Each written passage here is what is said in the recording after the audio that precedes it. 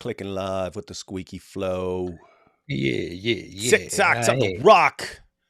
Good evening, good morning, good afternoon to everyone who's watching from all over the world. It's your friendly neighborhood philosopher here. Oh, I suppose I should warn someone. Apostate Aladdin, if you're watching, there may be something in here that could hurt your incredibly delicate, sensitive, fragile feelings. So just keep that in mind. Your heart may get broken during this live stream. So just go away. Go smell the roses, smell the lilies of the field or something like that. Hey, AP. Yes. You heard of this Avalanche of Apostasy thing? Avalanche of Apostasy. I heard that. I heard at some point. Yes. Yeah. So they've been I heard dealing it's a with nice this. thing. Yeah, it's pretty cool. You basically had the apostasy rate in Islam over a period of about 15 years go from basically 0% to about 24%. And that was several years ago when that statistic came out. So if you're a Dawah guy and you're looking at that trajectory, right? You're looking at the trajectory and you're going, if the trajectory continues, then Islam is in trouble. And totally different mindset from 20 years ago. The mindset 20 years ago was, if we sit back and do nothing. Now, we're going to go and continue doing Dawah. So I'm speaking from the perspective of a Da'i. We're going to continue doing Dawah, but even if we sit back and do nothing, we win, because the birth rates will eventually take over the world just by birth rates. Right? So that was the mentality like 20 years ago.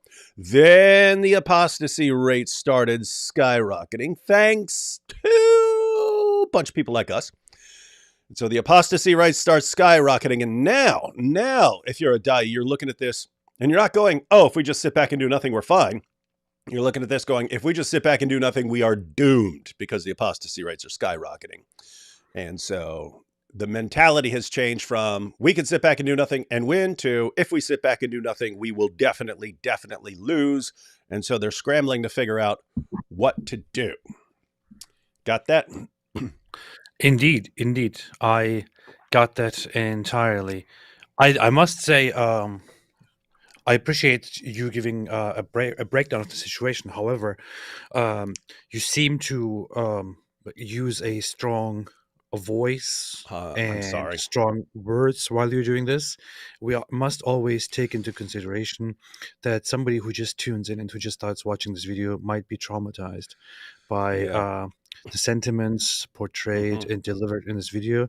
So always make sure to say viewer discretion advised. And yeah, right. I apologize. Sadly, I am mostly incapable of crying, so I will try to get some pepper spray. And whenever AP brings up that I could possibly have offended a particular person who may be tuning in, I will spray myself in the face with pepper spray, thus leaking salty goop out of my eyes, and hopefully his heart will be whole again. I think he will appreciate your sacrifice. It's very good. All right. So anyway, you've got the Muslim Da'is scrambling. They're in a panic mode. They could still thump their chest. We're so strong. Behind the scenes, we've seen endless videos of them in absolute panic mode that Islam's not going to recover unless they come up with some brilliant plan, which they haven't. Their current plan is attack in all directions and hope that the retaliation from other groups around the world will solidify the resolve of Muslims and so on. That's not going to work. And once that doesn't work, once that project fails, I don't think they've got a plan B. They have no backup plan here. So these are cool times. These are good times. I wanted to watch. You familiar with We watched something from Chris at Speaker's Corner, didn't we, at some point? For some reason, I don't seem to remember who exactly that was. But okay, we'll play it. Then you'll remember it. I will probably remember him once we remember him. Yeah, you will. So anyway, guys, you had Saif Talk, our good friend Saif Talk. He was running his mouth about how. I remember this guy. Of course I do. Okay, yeah. Anyway. Yeah. Yeah, and I got a link to his video in the description box. We're going to go ahead and watch his video. He's responding to our good friend Saif Talk. Saif Talk, of course, makes his video.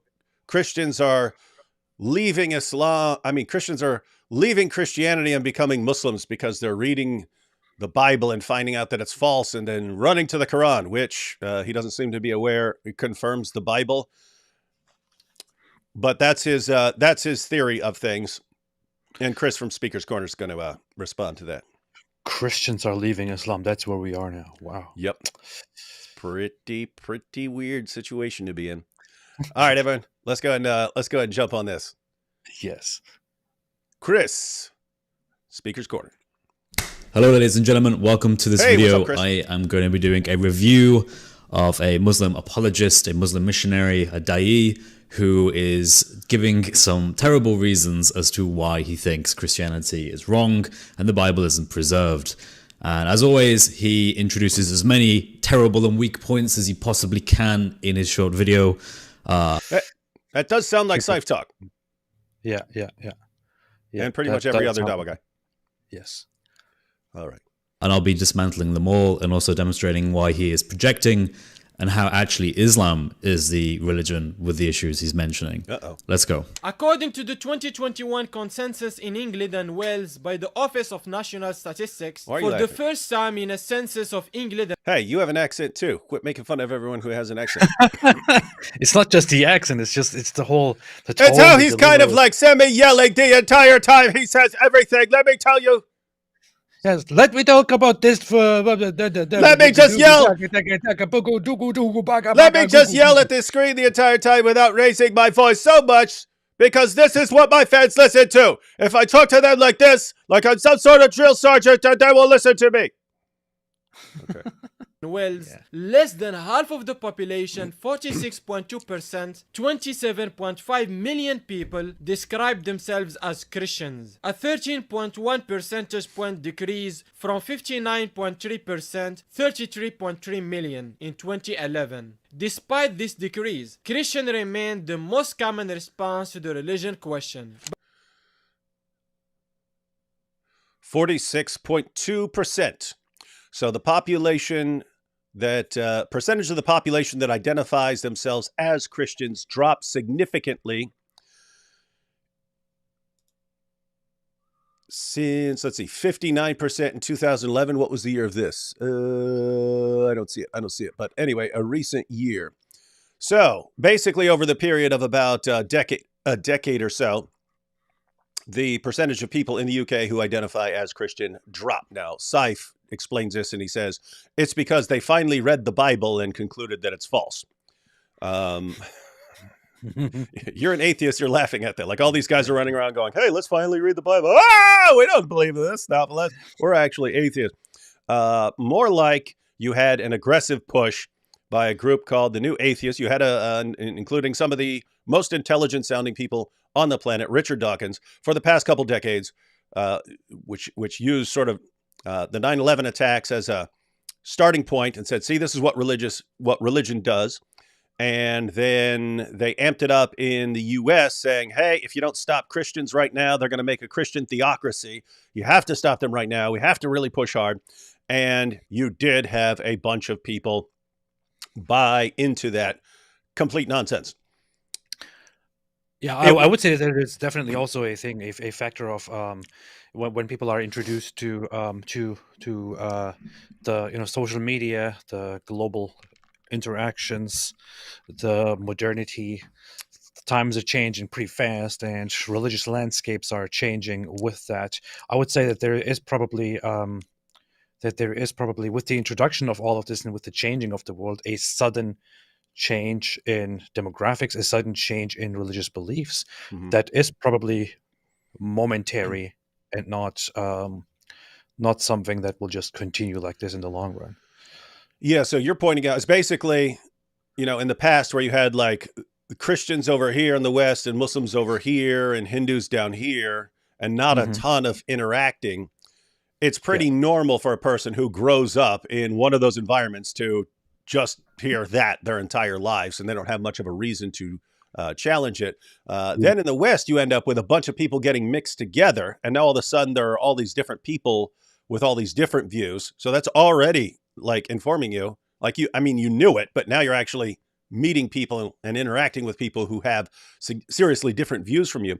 But then, yeah, you're right, AP. And then on social media, all of a sudden you're interacting all day long with people who have very different views. And so, yeah, you are going to get quite a bit of this. I know I'm right. You don't need to tell me I'm right. Yeah. But Scythe Talk's conclusion is it's because Christians woke up and decided to read their Bibles and recognize that it's false, and that's why they're all converting to Islam now. Yes. And, let's see if that's correct.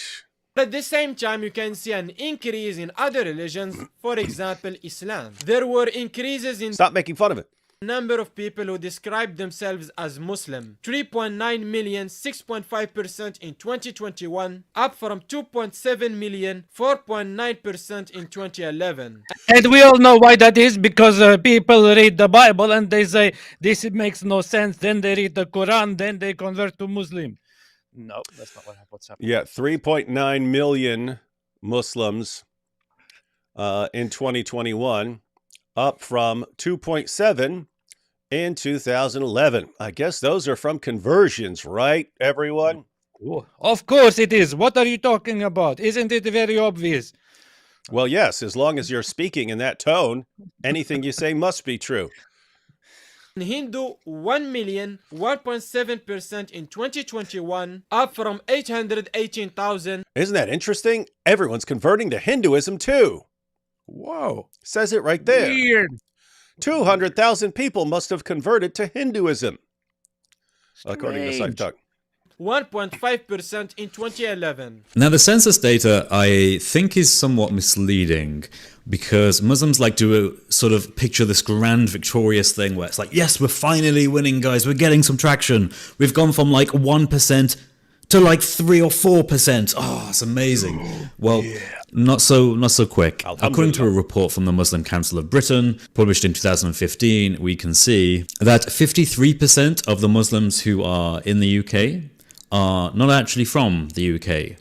They would be counted twice. Any census data that is done in their home countries and the census data that is done in the UK, depending on exactly when they moved from that country to the UK. If more than half of the group that you supposedly think are gonna bring it home for the Muslims are not actually from the country that you're counting them from, it's a bit disingenuous. It would be a bit like counting all the British people in colonized India and saying that this is because all the Indian people have seen the benefits of the British way and have joined the empire. Good point, isn't it? Yes. Yeah. So Britain is bringing in lots of Muslims from different parts of the world. And then Muslims look at the number and say, aha, look at the big number. Look at the increase. You see, everyone's converting to Islam. And Chris here just pointed out this would be like once the British took over India and you had a ton of British people down there and a ton of British soldiers and so on. If you just added them up, you'd say, wow, the Christian population increased significantly. That must be because Hindus are just converting to Christianity left and right. Well, you need to take into account the people who just like moved there, because those aren't your conversions there. See what he's got. Not quite. It's mostly due to the fact that point. Not actually from the country that you're counting them from. It's a bit disingenuous. It would be a bit like counting all the British people in colonized India and saying that this is because all the Indian people have seen the benefits of the British way and have joined the empire. Not quite. It's mostly due to the fact that we went there and we colonized it. I mean, that's obvious. It's, of course, also worth noting that since roughly 1997... He's laughing about colonization. He's laughing about colonization. Imagine apostate Aladdin coming on here just to see what's going on and having his sensitive heart broken by those words and that laugh. This is not the way. This is not the way. Bad words. Of immigration this nation has been increasing rapidly into the hundreds of thousands per year. Ooh, look at that. Nice. Skyrocketing. Always good to see. Yeah. a significant amount of those hundreds of thousands per year are people from Muslim nations who hold themselves as Muslims. Now let's look at the actual decrease in Christianity. The decrease in Christianity from the last 2 census reports demonstrates what? Well, where did those people go? Where did those people who stopped being Christian, what religion did they pick up instead? What did they convert to? What's your prediction, AP? No religion. Well, they converted to nothing. They converted to atheism. And it's pretty much almost... He just said atheism is nothing. Everyone, if apostate Aladdin has not listened to this, then if he's going to listen to it later, make sure he covers his ears so that he doesn't have his feelings hurt by that. Yeah, For one. yeah. In other words, every person that left Christianity, about 95, if not above %, went to either agnosticism, atheism, a spiritual belief, or nothing. You can't talk about that. That ruins the whole Dawah message. That ruins the whole spirit, the whole moral of the video, of the story here. That you can't just go into the details of where they actually went. You have to first go into the decrease of Christianity and the increase of Islam. That's it. Don't talk about the rest. We don't need that. Isn't it? You're hurting people's feelings. So now they're using these statistics and completely misrepresenting what's going on. Yeah. But they were doing that for years when, after Pew Research came out with a study saying that Islam is the world's fastest growing religion, Muslims ran with that, and everyone who reported it said, you see, this is because of all the people who are converting to Islam because of Dawah. When you could read the exact same report and it says it's not because of conversions, it's because of high birth rates among Muslims. And if you were to ask why there are higher birth rates among Muslims, it has something to do with Islam's impact on women and the age at which women and girls start giving birth and so on. And it's a bunch of stuff that would never make you conclude, wow, Islam must be true because it turns women into baby making machines. So what they did was they took a study which says that Islam is the fastest growing religion, and it explained why Islam is growing rapidly because of high birth rates. And they twisted it into, you see, this is because of all the people recognizing the truth of Islam by our powerful Dawah arguments. And that was a great encouragement to all their Dawah fans. But now you got the statistics about the decline of Christianity in Great Britain and an increase in Islam. And they say, you see, these Christians are converting to Islam because they're recognizing the Bible's false and the Quran is true. When in reality, you have a bunch of people becoming atheists and you're bringing in a bunch of Muslim immigrants. That's actually what's going on. Yeah, I think the data was, I looked at this back then quite a bit. I even made videos on that. But I think according to Pew Research, in the growth of Islam globally, 99.7% of it is due to birth rates and age, while only 0.3% is because of conversions. I think that was the number. I will check that while we're talking just to see if I can correct myself. Yeah, and some of the other interesting statistics from way back then when people are actually doing research was over half of converts to Islam leave Islam within 2 years. And I'm not sure what the most recent study is in the U.S., but a couple years ago it was Islam can't gain any ground in the U.S. by conversions, because for everyone who converts, someone else is leaving. And so you're not increasing at all in the U.S. by conversions. It's only by immigration or birth rates. That's the only. And so the population in the U.S. tends to hover around 1% of the population. And so what is there here that would be any reason to think that Islam is true, or that people are recognizing that Islam is true? There's nothing except the misrepresentation. Just let's twist the data to make it sound like everyone's recognizing that Islam is true and everyone's converting to Islam. When, if you actually took that seriously, hey, people are converting, well, most of the people who are leaving Christianity are becoming atheists. Would that mean that atheism is true? Would any Muslim accept that as a reason to believe that atheism is true? Of course not. When we say that between 5 and 10% of Muslims in Muslim countries are actually closet atheists, that means that in recent decades, you've had a ton of conversions to atheism. Does that mean atheism is true, Muslims?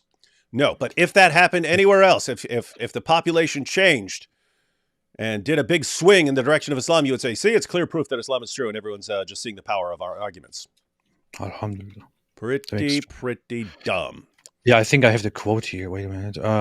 In demographic models, the net impact of religious switching accounted for an estimated 23% of unaffiliated growth and 0.3% of Muslim growth, while reducing Christian growth by 7%. So nobody's converting to Islam, basically. Yep, conversions are not helping you, ladies and gentlemen. But what? Even Sneeko? Even Sneeko.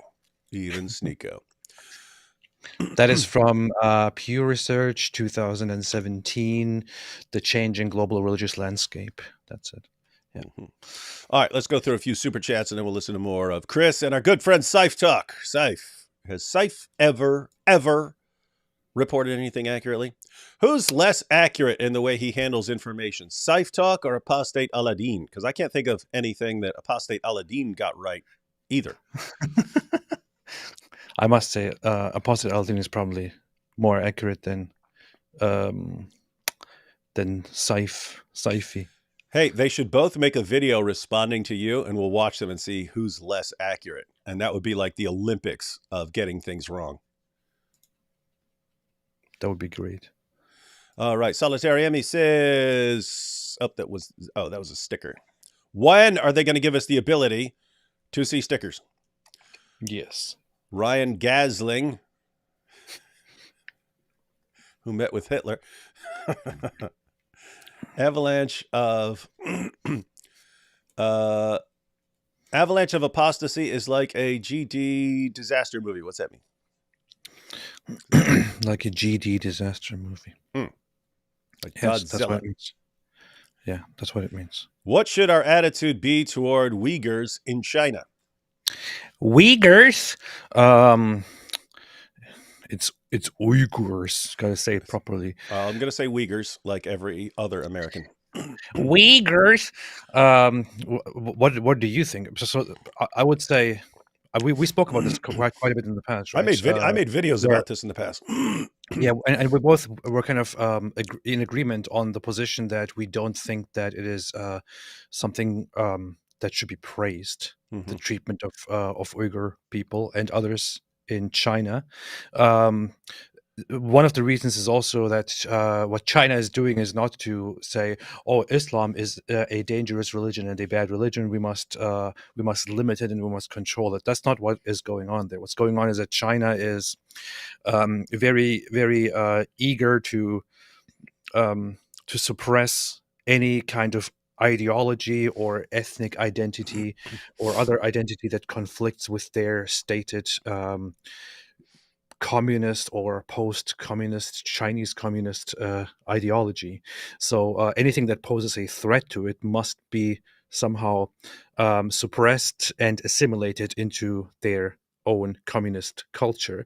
And the Uyghur culture is considered a threat to the fabric. And the Uyghur Muslim culture is not the only one that is targeted here. There are also Christian minorities and other minorities that are being targeted that are just not talked about as much because they are not as big as the Uyghurs and not as loud as the Uyghurs. So China's policy is similar to Soviet policy in that they're trying to suppress religious and dissenting ideological sentiments. And that is nothing that I can possibly applaud. And they also, put people into re-education camps and do all kinds of terrible things like that. That is not how you change people. That is how you build resentment in people and how you build cold robots. Yeah. So, and I agree. So this is not a group recognizing that Muhammad is a false prophet and finding and thinking that Islam is this one dangerous position, and so we're cracking. They're communists. They have a problem with religion in general, and if you are some part of some group that is going to get in the way of the state, they believe that you have to be crushed, and they'll do that to anybody else. So, not a fan.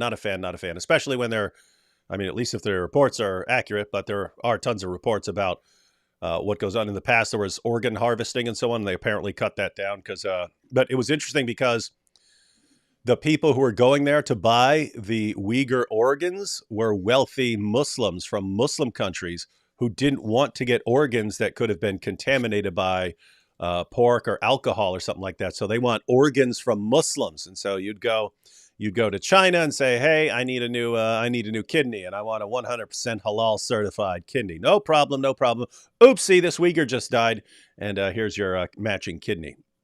So they're doing things like that. They're bringing in people to rape the women and so on, torturing people. Pretty nasty affair. Yeah, not a fan. Not a fan. AP, you racist. You are against death for apostasy. That is true. I am pretty racist. Yeah. Definitely racist against the death penalty for apostasy. Yes. That is. And think about the feelings you could be hurting.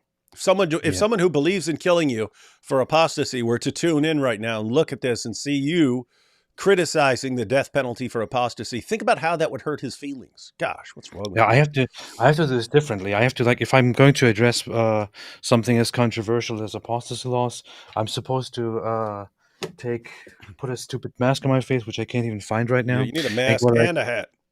It is also worthy pointing out that applying apostasy laws is not helpful. And as an individual who may or may not be affected by apostasy laws, I feel the need to express that I disagree with it because it threatens my survival, and that is not nice. Just put yourself in this position, and that's it. That's all you need to do, and that will change the world. Yes. Wow. Yes. This will cause the avalanche of feelings. We need the avalanche of feelings, everyone. AP and D Wood, who are your favorite stand-up comedians? Chappelle, Norm Macdonald, Bill Burr. AP, do you even have a favorite comedian?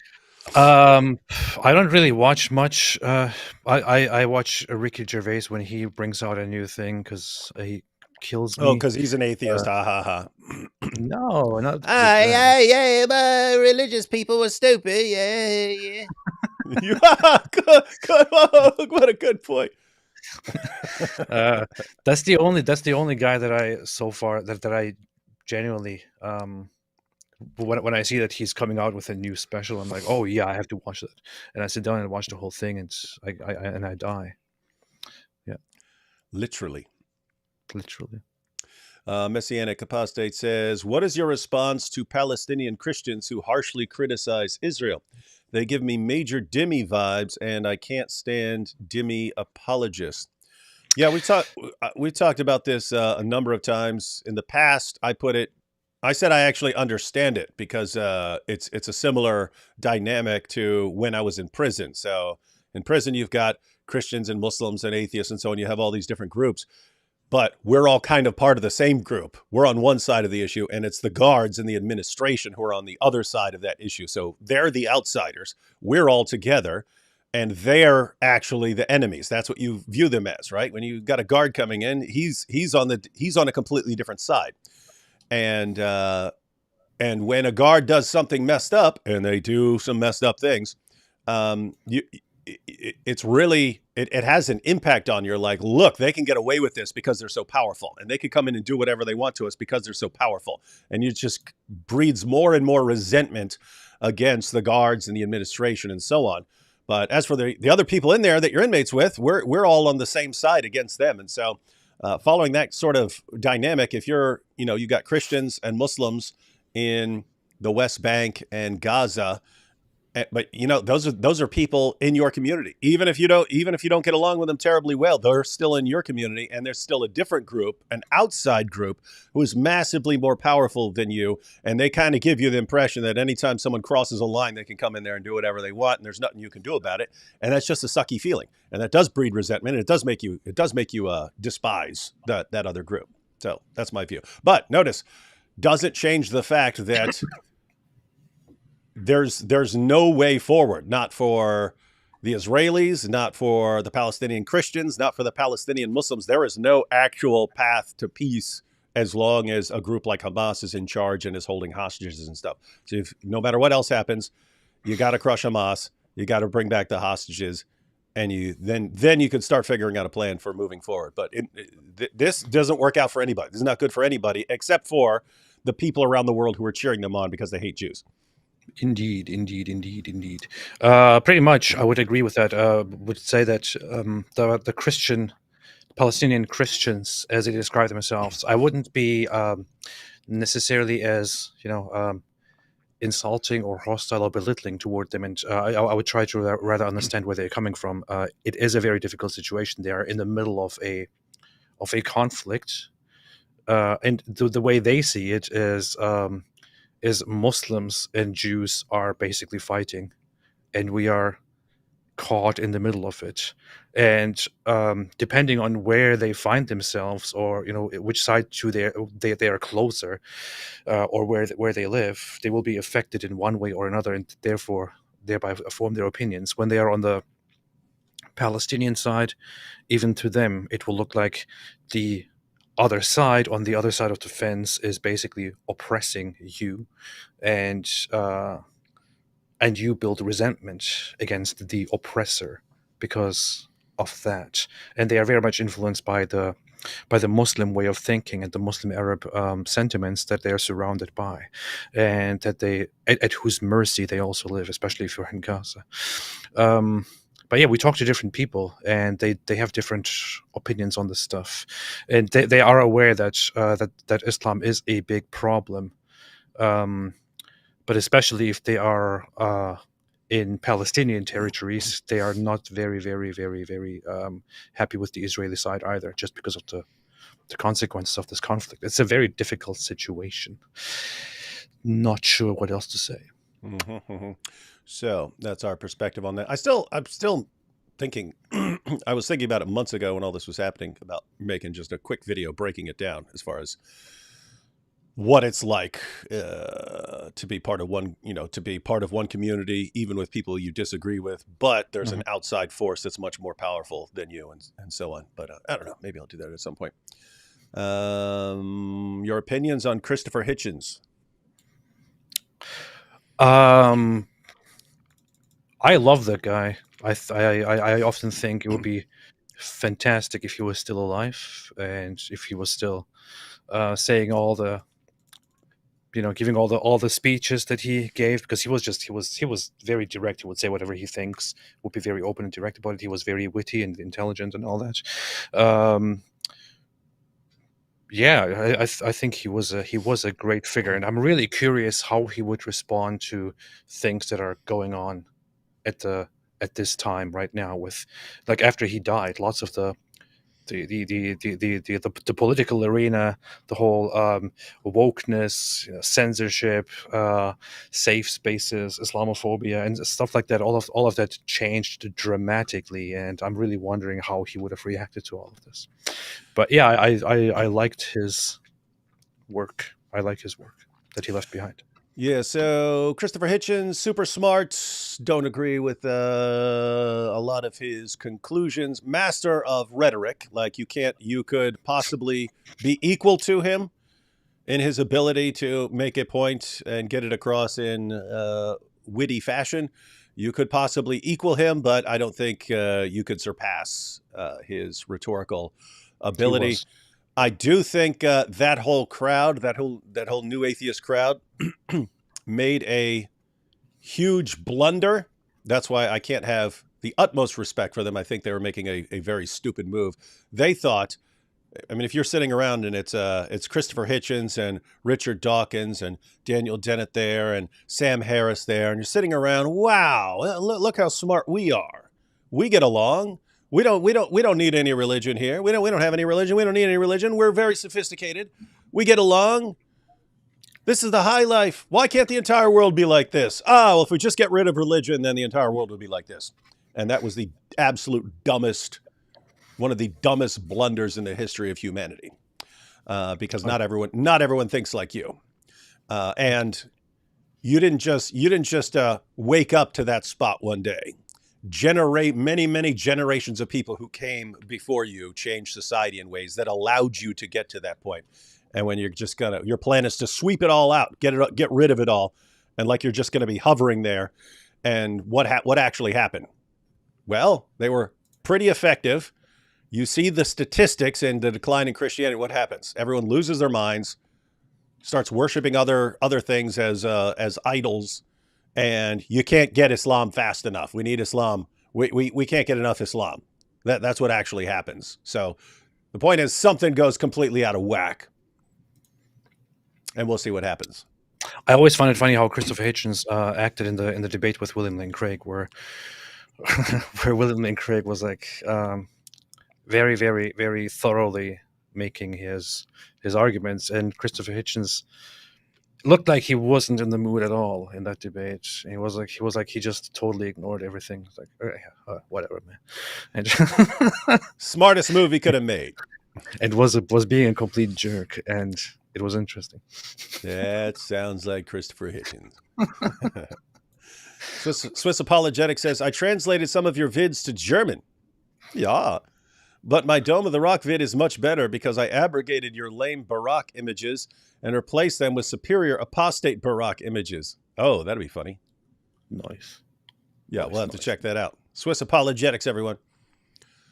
To be honest, AP is more Christian than the Christians of England nowadays. How does that make you feel, AP, knowing that you're more Christian than the Christians of England nowadays? Does that hurt your feelings? Does that make you go, oh, no, I need to be more atheist? I don't agree with it, but no, it doesn't bother me in any way, if that's what you mean. Yes, you are. Your feelings are hurt. It's kind of nice, but I don't really think it's true. So that's that. Also, importing Muslims en masse would affect the demographics. Yes, that's been pointed out. It's time to stop. Yeah. Mm-hmm. Normal is overrated. Is the Muslim featured in this video just trolling his Muslim audience? I refuse to believe he can be so dumb. Is this a new trend? Trolling Muslims by pretending to be Muslim, i.e. Ali, Mimi, Fifi, etc. Here we have somebody who is making a super chat on David Wood's channel saying that I am a troll. That is pretty good. You're getting... It's funny. 2 years ago, I did not think of you as an impression guy at all, and yet you're crushing some of these, man. I just needed to free myself and be braver and put myself out there. Yeah. So my view is I think these guys are serious, but I've pointed out before, if I were trying to destroy Islam from within, or if I were just a complete grifter, I would be acting the exact same way. In other words, if you look and you've got an entire population out there, you've got well over 1 billion people who are panicking because of the avalanche of apostasy, and they're terrified because their kids are going to be apostates, and they want to cling to any Dawah guy who can rescue Islam from the avalanche. That becomes very easy to insert yourself into that situation. Go, guys, I'm the ones who are going to save you. I'm the ones who are going to save your kids. I'm the ones who's going to rescue Islam. Here's a bunch of videos of me doing just that. And it's a very easy way to take advantage of a desperate community. So you can get very, very, especially if you're a narcissist, you can get all kinds of attention very, very quickly by just making a bunch of dumb Dawah videos. Oh, by the way, the person earlier said it's supposed to be Church of England, not Christians of England. I understand that you would not know because you're not familiar with Christian. I'm also don't know anything about England or how they do things over there. Yeah. The only thing I know about them is we dump their stinking tea into our stinking harbor. That's and good. Let that be a lesson to you, British people. Beast. Don't forget that. Yeah. A couple more, and then we'll jump back into this video. David, nice to see you again. Who is your Italian guest? This is my friend Giuseppe. It's Alberto Paolo Pellegrini. That's my name. Yes. Oh, man. Little cold. Hey, let's see. Here's that dinner I would have bought you, D. Wood. It was a pleasure meeting you in Florida. All ham to Alan. Alan. Yeah, Greetings that's cool. Shout out to Alan. Yeah, shout out to Alan. He just paid for dinner for me and my wife. Cha-ching. Nice. Atakan said, I've been part of the Avalanche since I discovered AP 3 years ago via his stream with, what is that name?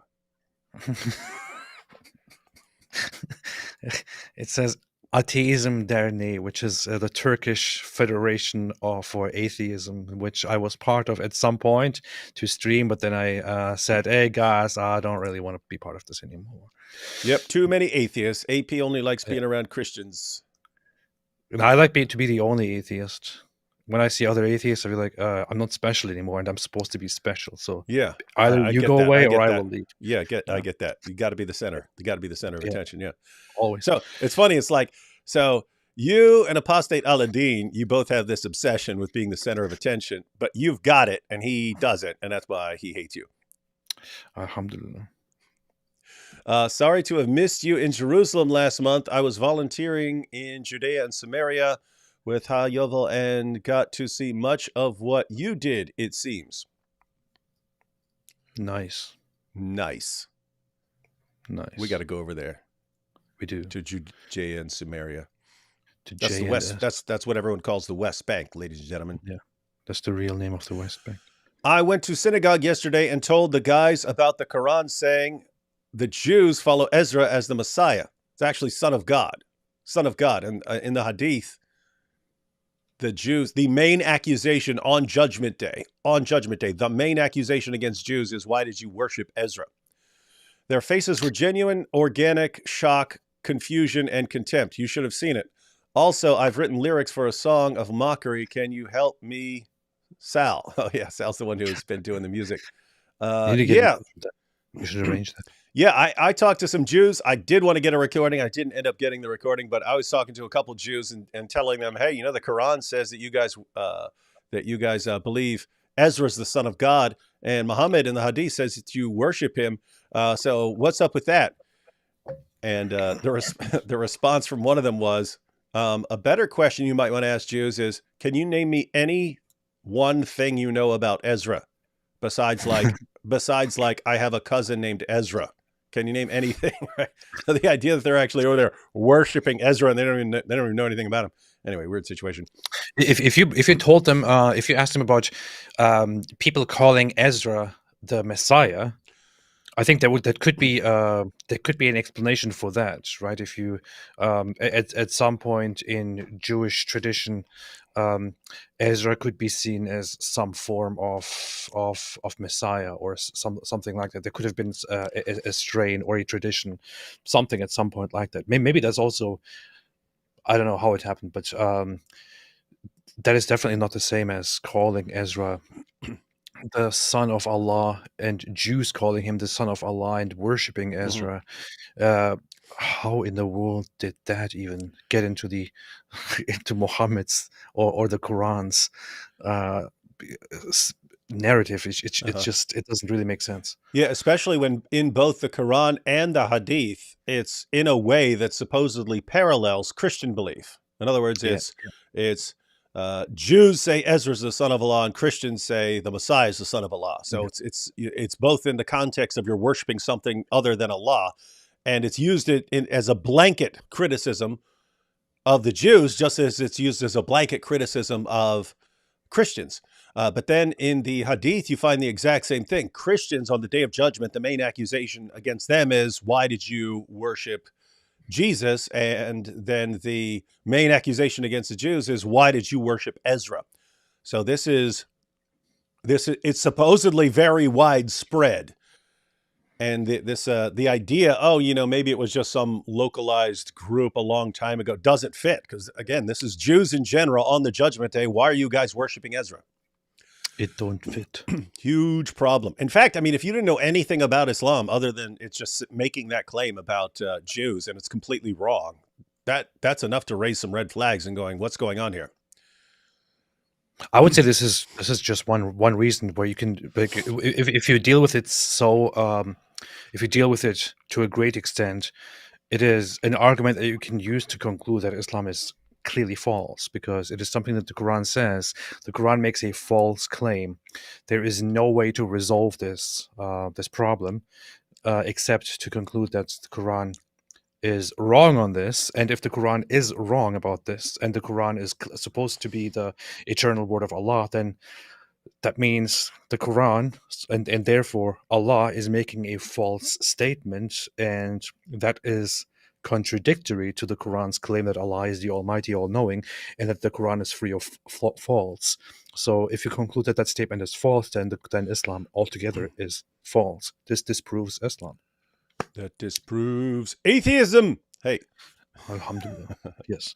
All right, back to Chris here. We still got a bunch of super chats, but let's go ahead and check out some more of this video. Yes. Put an answer when they were So, Dove here just said, I'm Jewish. Who the F is Israel?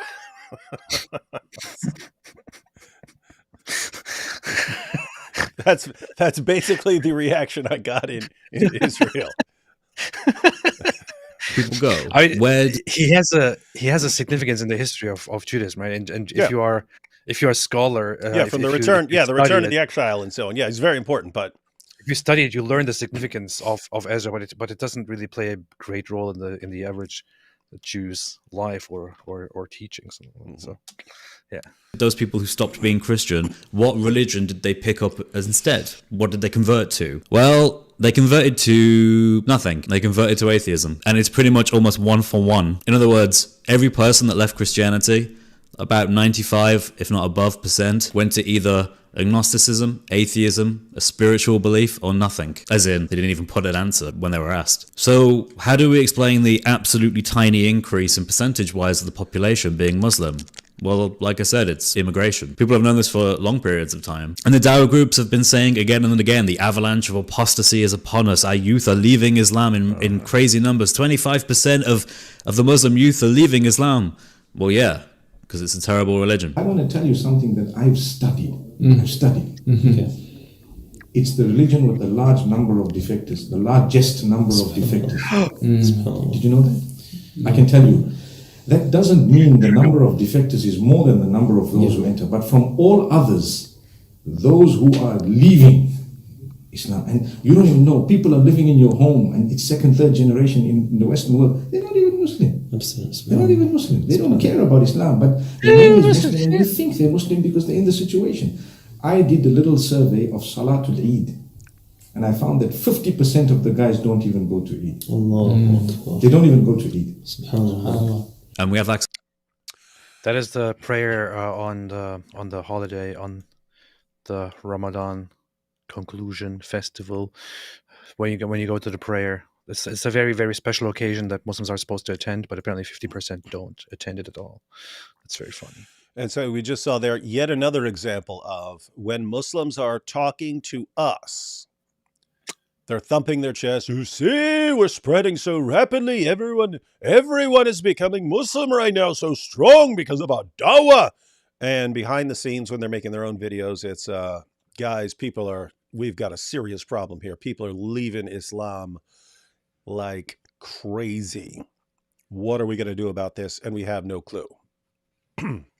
So, big difference between what they're saying publicly while they're thumping their chests and what they're acknowledging among themselves. To the internet now. Check out this really cool map. You can check the latest census data for England and Wales, and you can search for it by... Hey, this is cool. This is why I wanted to watch this video. Watch what he brings up here. Religion. Here we can see all the places in which there is no religion. People who have answered they are atheist or in some sense agnostic or spiritual but not religious. As you can see, there is quite significant numbers across the UK. We're ranging at 40%. I mean, generally you could say the average is 40%. Here is quite high, 56%, 48%, 40%. You get the idea. Now let's do the same for Christian. Oh look, it's very similar. We see. So what he's pointing out here is you have a range of densities of Christians in various areas, right? So yes. You have high concentrations, you have lower concentrations, but you have Christians and atheists are very widespread in the UK. So you go across the UK, you can find significant numbers of Christians, you can find significant numbers of atheists wherever you go. So guys, look at that map because he's about to compare it with Muslims, the locations of Muslims. Here we go. Areas of high concentrated Christianity, 50% over here, 60%. and areas where there are low, like over here at 36%. But generally speaking, there is good coverage of Christians in the UK, just as there is good coverage of people who are atheists or agnostic in the UK. Now let's look at Muslim. Oh, the vast majority Oopsie. has next to no Muslims at all. In fact, Interesting, isn't it? Oh no, that's The bad news. vast majority of the UK has no Muslims. They're very localized around a certain cities. In other words, you go to the vast majority of the UK, you're not gonna see any Muslims. So if you're thinking, look, it's taking over the UK, well, it's taking over certain cities, but not taking over the rest of the UK, where it's almost completely insignificant. Not insignificant politically and so on, because you do have politicians bending over backwards to appease the Muslims in the city areas, but this isn't something that's just permeated the entire UK and is taking over. Let me back up a little bit here so you can compare that. So there you have Christianity. here at 36%. But generally speaking, there is good coverage of Christians in the UK, just as there is good coverage of people who are atheists or agnostic in the UK. Now let's look at Muslim. Oh, the vast majority has next to no Muslims at all. In fact, the overwhelming majority of the UK, probably about 90-ish% of it, has less than 1% of its population being Muslim. Great job, guys. Instead, all of the areas with a significant Muslim population are focused in cities, large cities. In fact, you can basically narrow it down to Manchester, Birmingham, and London. Islam isn't spreading at all. It's just isolated into areas of significant wealth that are good for economic reasons, which is exactly why it attracts immigrants. Immigrants don't come to the UK to live in the middle of nowhere in a tiny little village. Instead, they go to the cities. And that's why there are now areas of London that are predominantly Muslim. Not because they were all convinced of the Dawah and that London had a sudden change of heart, but rather because a lot of people went there. That is... Yeah, so isn't this funny? I mean, it's really simple once you put it in there. You look at so Muslims, the way they're looking at the statistics, look, the percentage of Muslims in the UK went from this to this. You see, Islam is taking over the UK, when in reality, you just had a bunch of Muslim immigrants who went into particular cities. And it's a lot. It's a lot of them. But if you were to really, flesh out the argument that they use, so if you just go with the growth of Islam, that Islam is the world's fastest growing religion, Muslims represent that as, Islam is the world's fastest growing religion because so many people are converting to it, because so many people are reading the Quran and recognizing that Islam is true. Wrong. That's completely wrong. Even according to the study that you guys apparently read the title of and never bother to read anything in it. If you were to actually make an argument based on the real reason Islam is spreading, you'd have to say, well, when a religion gives women nothing to do except have babies, and they're not going on, and they're not having careers or anything like that, and in places like Afghanistan, they're not going to school beyond grade 6 and so on. There's nothing for them to do. So they get married off at a young age. They start having kids. And by the time a woman in the West is having her first child at age 28, the Muslim girl in Afghanistan is on baby number 12, right? That's why Islam is growing rapidly, according to the study that said that Islam is the world's fastest growing religion. So that's one reason. Islam's impact on women leads to high birth rates. If you wanted to make an argument, you would say, because Islam has this impact on women and turns them into baby-making machines, Islam must be true. I would love to see a defense of that, but at least it would be accurate with the information. Then the other issue is, why is Islam growing in places like the UK and France? Because of immigration. So what if you wanted to represent the argument accurately, not the way the Dawah guys do, look at the percentage of Muslims, it's growing. This is because of the power of Islam and because of all the conversions and Dawah. If you were to state it accurately and to try to make an argument out of it, you'd have to say, Islam just does such a crap job making countries where people want to live that the people who live there can't get out of there fast enough, and they want to move to Western countries where they're not under Islamic law. And Islam does such a terrible job making countries where anyone wants to live that Muslims want to get out of there as fast as possible And therefore, Islam must be true because it can't make a place where people actually want to live. And then once they are out of there, they move to these fantastic places. Soon they feel the need to turn these places into those places that they came from in order to make it all terrible again. And that's will be the beautiful future. Yep. A couple comments here. The Adventures of Shake It Off.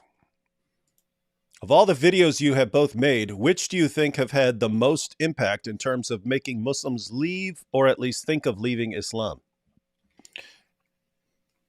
Hard to say. I would say Me too. For me, it was one of those videos that were like that were the whole Mary problem. I made a video called "One Mistake Destroys Islam," and it was basically about how the Quran confuses the Marys and thinks that Mother Mary is also the other Mary, the other or Miriam, the sister of Moses and Aaron. That video was very influential, I would say, and then another one was one of those maybe that Ezra video actually.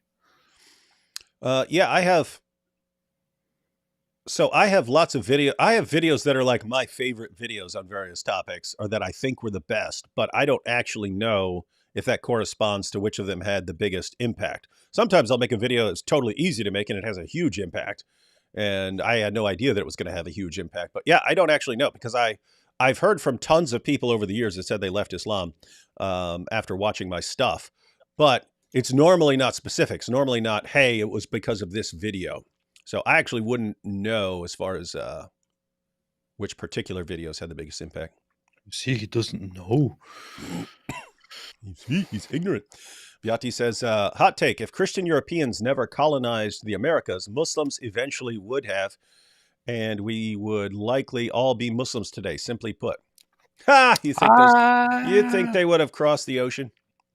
I don't think so. I don't think so at all. The Ottomans, for example, were quite behind. They were more focused on just by land conquering and expanding and all of that. They didn't have the same interests that Europeans had for centuries by then.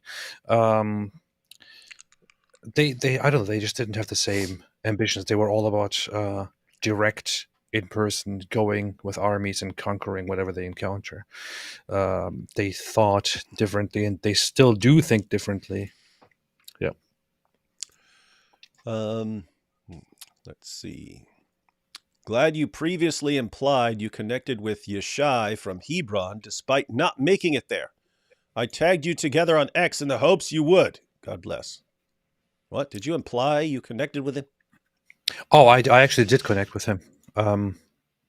Yeshai, he got in touch with. I actually met him at that thing at the event where Michael Rappaport and the Visegrad guy and others, Aviva, they were present and they talked.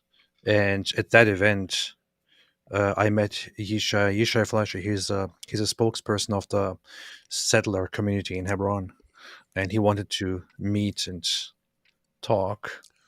Still supposed to do that. The settler community? Those are your new buddies? Yes. D Wood, please cut your beard. Too sad seeing Luigi without a Mario. Yeah. I would take that seriously if it wasn't from Al Aqsa TV. Islam spreads as fast as cancer, so it must be true. Yeah. It is. That is an ongoing problem, though. If it spreads rapidly, then it must be true. It's like, gosh, communism was one of the fastest spreading things ever. What does that have to do with whether it's true or not? If it spreads like COVID, it must be true. Weird. Well, and we all know what happened with the plague. Therefore, it was true. Senor Ridvan is my new favorite atheist. Sorry, AP. Thank you. Prefers the Senor Ridvan. Thank you. Grazie. Rick Newton, you see, atheism is nothing. Christ is king. Poor Dawah Muslims still believe Momo was the best of all mankind. Yeah, it is. It is funny. They still believe that guy's the best. Nice. Who gets it most wrong, Sneeko or this guy or the other guy? Well, I mean, yes, Sneeko doesn't get it.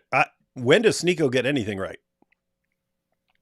This guy, Okay, yeah, honestly, true. That's probably right. Nico is probably the worst of all of them. yeah, because he has no idea what he's talking about on anything. At least, like Saif Talk is giving some correct information about Islam. He just doesn't understand what anyone is saying, and he doesn't respond accurately at all. Yeah.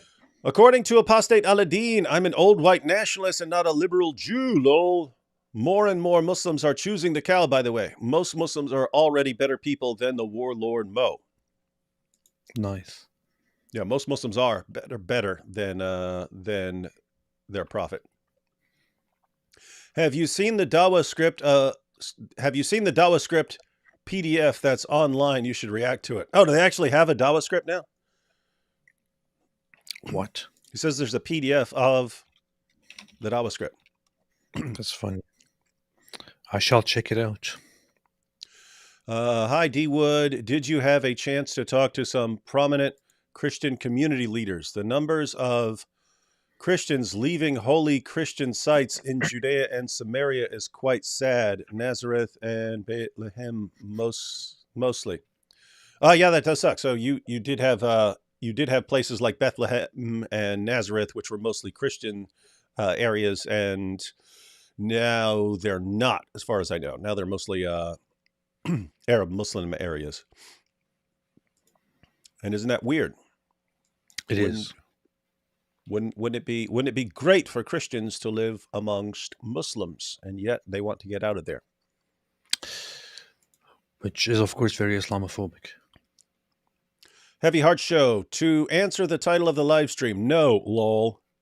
That is correct. That is my assessment too. Dawah is not going to stop the avalanche of apostasy.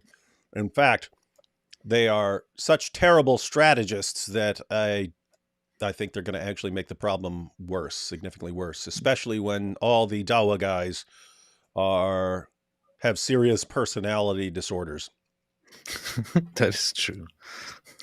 Carson Depp says, any actual reliable figures on Muslim apostasy? Anecdotally, I can find more Jewish ex-Muslims than Jewish converts to Islam. Yeah, there have been lots of studies on apostasy. You have to be careful, because if you're just doing like a door-to-door poll in a Muslim country and you're knocking on doors, hey, are you a Muslim? That's not going to be accurate at all, because if you're an ex-Muslim in a Muslim country, you're not going to want to say. So there have been situations where people rely on anonymous polls or online polls and so on.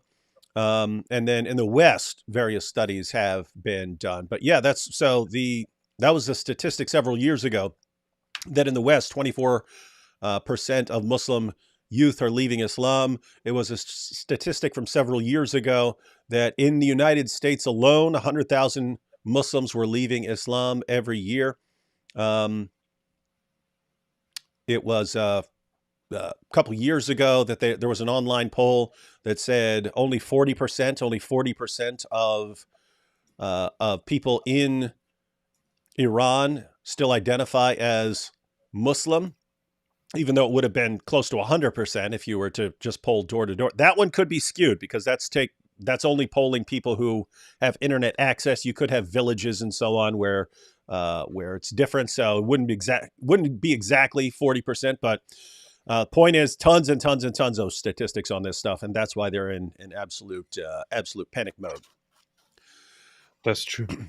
Of course it is. Hey, Dove here says, I knew it, AP. Ricky Gervais is the best.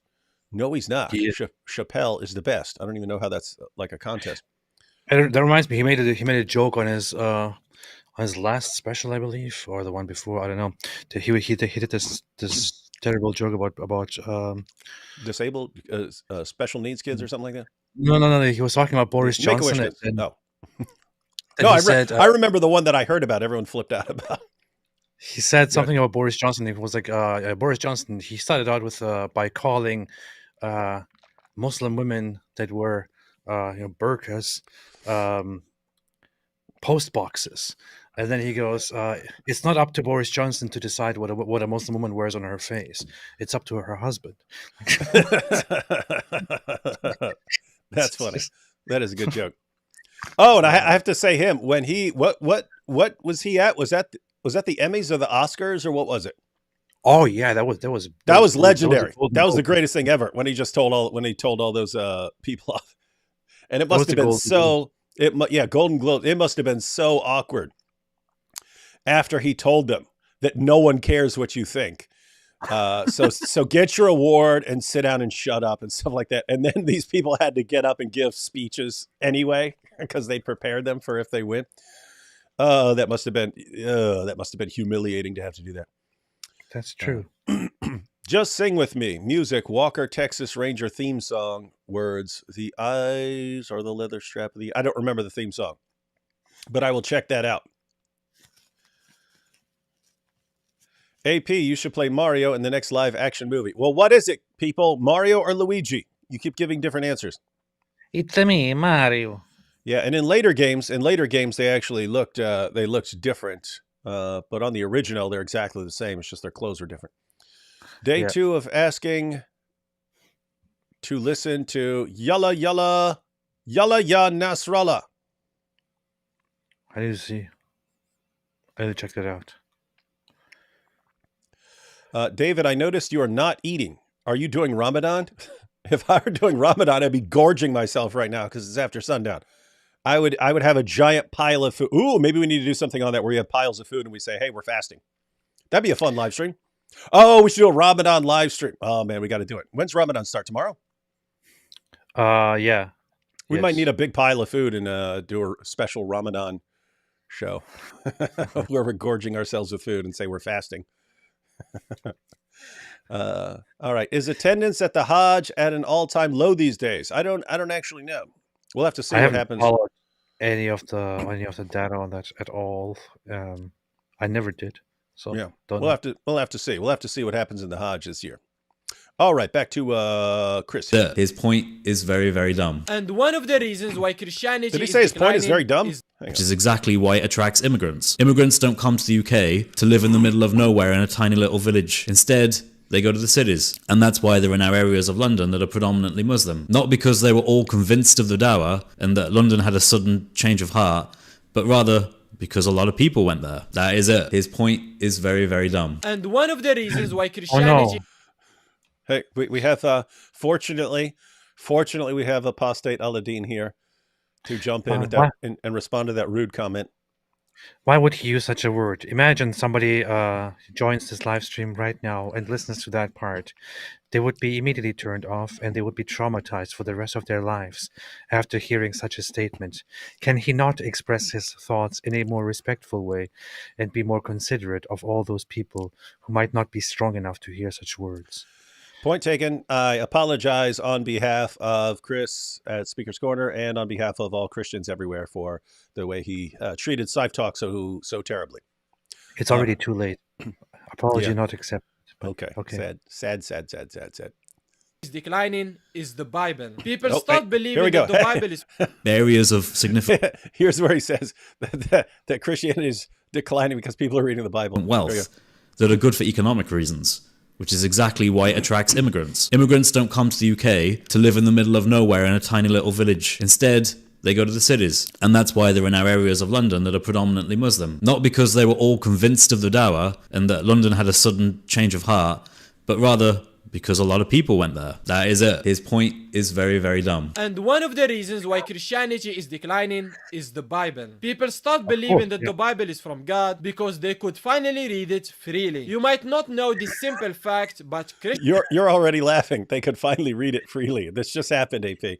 This just and happened. Then he says, you might not know this simple fact, but... Yeah, this just happened recently, just recently, within our lifetimes. Christians suddenly got the ability to read the Bible. He's going to break it down.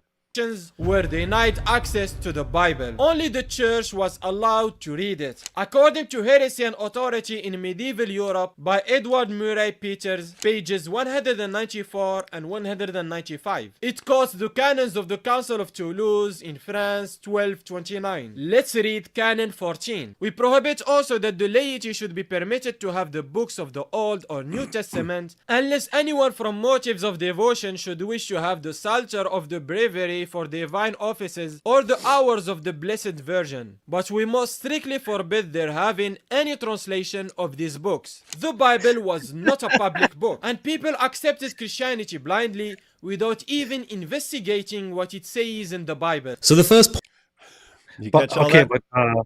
but how in the and when exactly did that change? When did that change? Just like in the past couple decades, because he's saying that the reason Oh. people, everyone just started leaving Christianity is because they just got access to the Bible finally. Oh, okay. It sounds like it changed even more frequently, just maybe like a few weeks ago or a few months ago or so. I don't know. Yeah, it had to be so. Just so you know, Christians, you finally got access to the Bible very recently, last couple of decades, and then people started reading it for themselves for the first time in history, and then that's why everyone's leaving.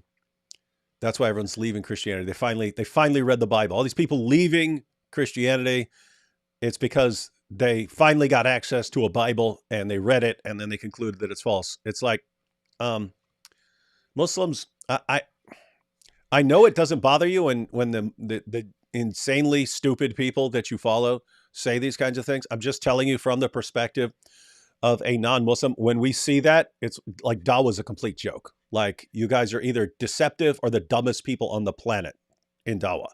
Which is it? Massively deceptive or insanely stupid? One or the other.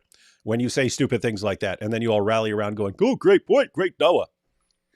I still remember when I was younger, that all the people were like, "I want to read the Bible. Why can I not read the Bible?" And then they were forbidden. It was forbidden. It was not allowed. It was illegal. And they were hunting people down for trying to translate the Bible. But then gladly it changed over the last Yeah. month. All of a sudden, 2012, Christians finally had copies of the Bible that they could read. Amazing. 2012, for the first time in history. And then everyone left Christianity after they started reading the Bible. Yeah, exactly. Yep. All right. So let's see what Chris has to say about this. is really, really, really, really dumb. Like really, really silly. Basically, something to Wait. Can Apostate Aladdin respond to this? Please, I would urge you to express your feelings about these statements in a more respectful way, lest people who join be traumatized. Okay. Investigating what it says in the Bible. So the first point is really, really, really, really dumb. Like really, really silly. Basically, something to do with the fact that Christianity in the UK, which is where I'm from and where I've been living my whole life, has been decreasing. Islam is increasing. Therefore, Islam good and true? Is that the point? He then talks about how this is because Christians are reading the Bible because they couldn't before, because it wasn't available to them, because it was hidden, and the church wouldn't translate the Bible for them. You know, I remember back in my day when I was struggling to get Bibles. You know, I just really wanted to... He did what we just did, but he added music and stuff. That's funny. He had the same idea. All right, let's go back. This is because Christians are reading the Bible because they couldn't before, because it wasn't available to them, because it was hidden, and the church wouldn't translate the Bible for them. You know, I remember back in my day when I was struggling to get Bibles. You know, I just really wanted a Bible. I wanted to open the Word, but the church wouldn't translate it into English for me. Of course, that's absolutely nonsense. The Bible has been available in the common language for hundreds of years. I mean, at the very least, 500 years. So it obviously has nothing to do with the Bible being translated for the first time. Christians have known their scripture for long, long periods of time. And again, you'd also have to demonstrate that they were being lied to about their doctrinal beliefs, which you can't demonstrate at all because they weren't, and we have historical documents to prove that the basic foundation of Christianity has been the same. But then why does this text say that there was no translation available in the Middle Ages? Is this person lying to us? Obviously not, because we Muslims, we obviously can read and we are not stupid and we can understand that it was illegal. Welcome to Scythe Talk, ladies and gentlemen. Welcome to Scythe Talk. Oh boy, this is Dawah. This is what's supposed to save these guys from the avalanche of apostasy, endless lies and stupidity. That's what's gonna save them. Of the church at the time of Christ. The Islamic perspective, and I think this is projection, is that the Quran isn't really a Quran if it's not in Arabic. In fact, historically, there have always been issues with translating the Quran into other languages, largely because it openly admits the fact that there is complete nonsense in the Quran. And I don't mean that as some sort of petty insult. I mean that as an actual literal thing. There is nonsense in the Quran. In 29 of the different surahs of the Quran, they begin with opening verses of mysterious letters, as the scholars know them as, that are just Arabic letters that don't form any known words. No, they're magic spells. Alif Lam Ra, Alif Lam Mim, Yasin, Taha, like all these things. And they can't be translated because of this, because the actual scholars themselves and the oral tradition that Islam supposedly thrives from don't have a clue what they mean. And if you don't know what they mean, they can't be translated. And as soon as you try and translate it, you end up with awkward things like this. Alif Lam Ra. These are the verses of the wise book. Alif Lam Ra. This is a book whose verses are perfected and then presented in detail from one who is wise and aware. Alif Lam Ra. These are the verses of the clear book. You know, it doesn't seem so clear if you can't translate it. I mean, it kind of seems like it. What are you laughing at? Just because of that. I'm just saying, kind of rude and disrespectful. Imagine Apostate Aladdin tuning in and seeing you laughing at the Quran. Oh, I'm sorry. I got carried away and forgot about all of the people who may be offended by my laughter. Oh no. Okay, good. As long as you apologize and feel bad. It's unclear. Huh. But don't worry, that's not a contradiction. Alif Lam Ra. This is a book which we have revealed to you, O Muhammad. That is by bringing... What did he say? Did he say the Quran claims to be clear, but it's got all these things and no one knows what they mean? Hang on, let's see. Yeah. Translate it. You end up with awkward things like this. Alif Lam Ra. These are the verses of the wise book. Alif Lam Ra. This is a book whose verses are perfected and then presented in detail from one who is wise and aware. Alif Lam Ra. These are the verses of the clear book. You know, it doesn't seem so clear if you can't translate it. I mean, it kind of seems like it's unclear. Huh. But don't worry, that's not a contradiction. Alif Lam Ra. This is a book which we have revealed to you, O Muhammad. That is by bringing... No. You get the point. Another verse where it has nonsense in it. My personal favorite, though, is Surah 20, the Surah of Taha. The very first verse, Taha. Don't know if I'm getting the correct Arabic right for that nonsense word, but hopefully I am. And we can even look at the Arabic transliteration, and it just says Taha. Well done, guys. The Quran is a complete mess. Now, normally, as a Christian, I wouldn't be bothered by this. I don't hold to the doctrine of perfect preservation. Christians don't believe that the book came down from the sky and has been untouched since. That would be silly. Instead, what Christians believe is that man wrote down the scriptures. They are products of man that are inspired through the Holy Spirit, inspired through God. The Muslim perspective is perfect preservation. They do actually believe it came down from the sky, in effect. It was sent down, it was already done, it's all good. It's pre-existed for at the very least a long, long time, if not eternally, as the words of Allah. So for the Islamic perspective, having random letters and words that don't mean anything is a problem, because your doctrine of perfect preservation is in serious trouble now. This isn't to mention that the Quran has at least 10 different authorized versions of itself.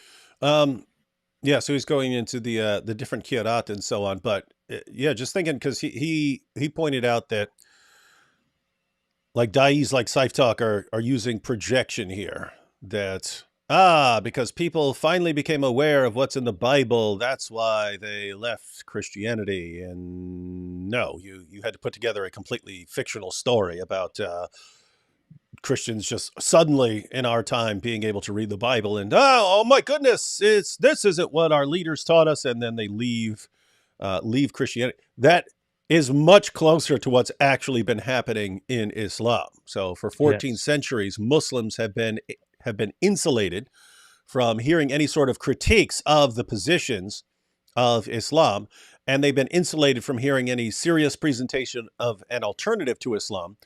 And now, because of the internet, we can say what's actually in the Muslim sources, and Muslims are shocked about it, and they're leaving Islam. They're shocked because there's this light switch moment where they go, my imam told me about all the scientific miracles. I didn't know that it says that the sun sets in a muddy pool and that stars are missiles that Allah uses to shoot demons who try to sneak into heaven, and that semen forms between the backbone and the rib.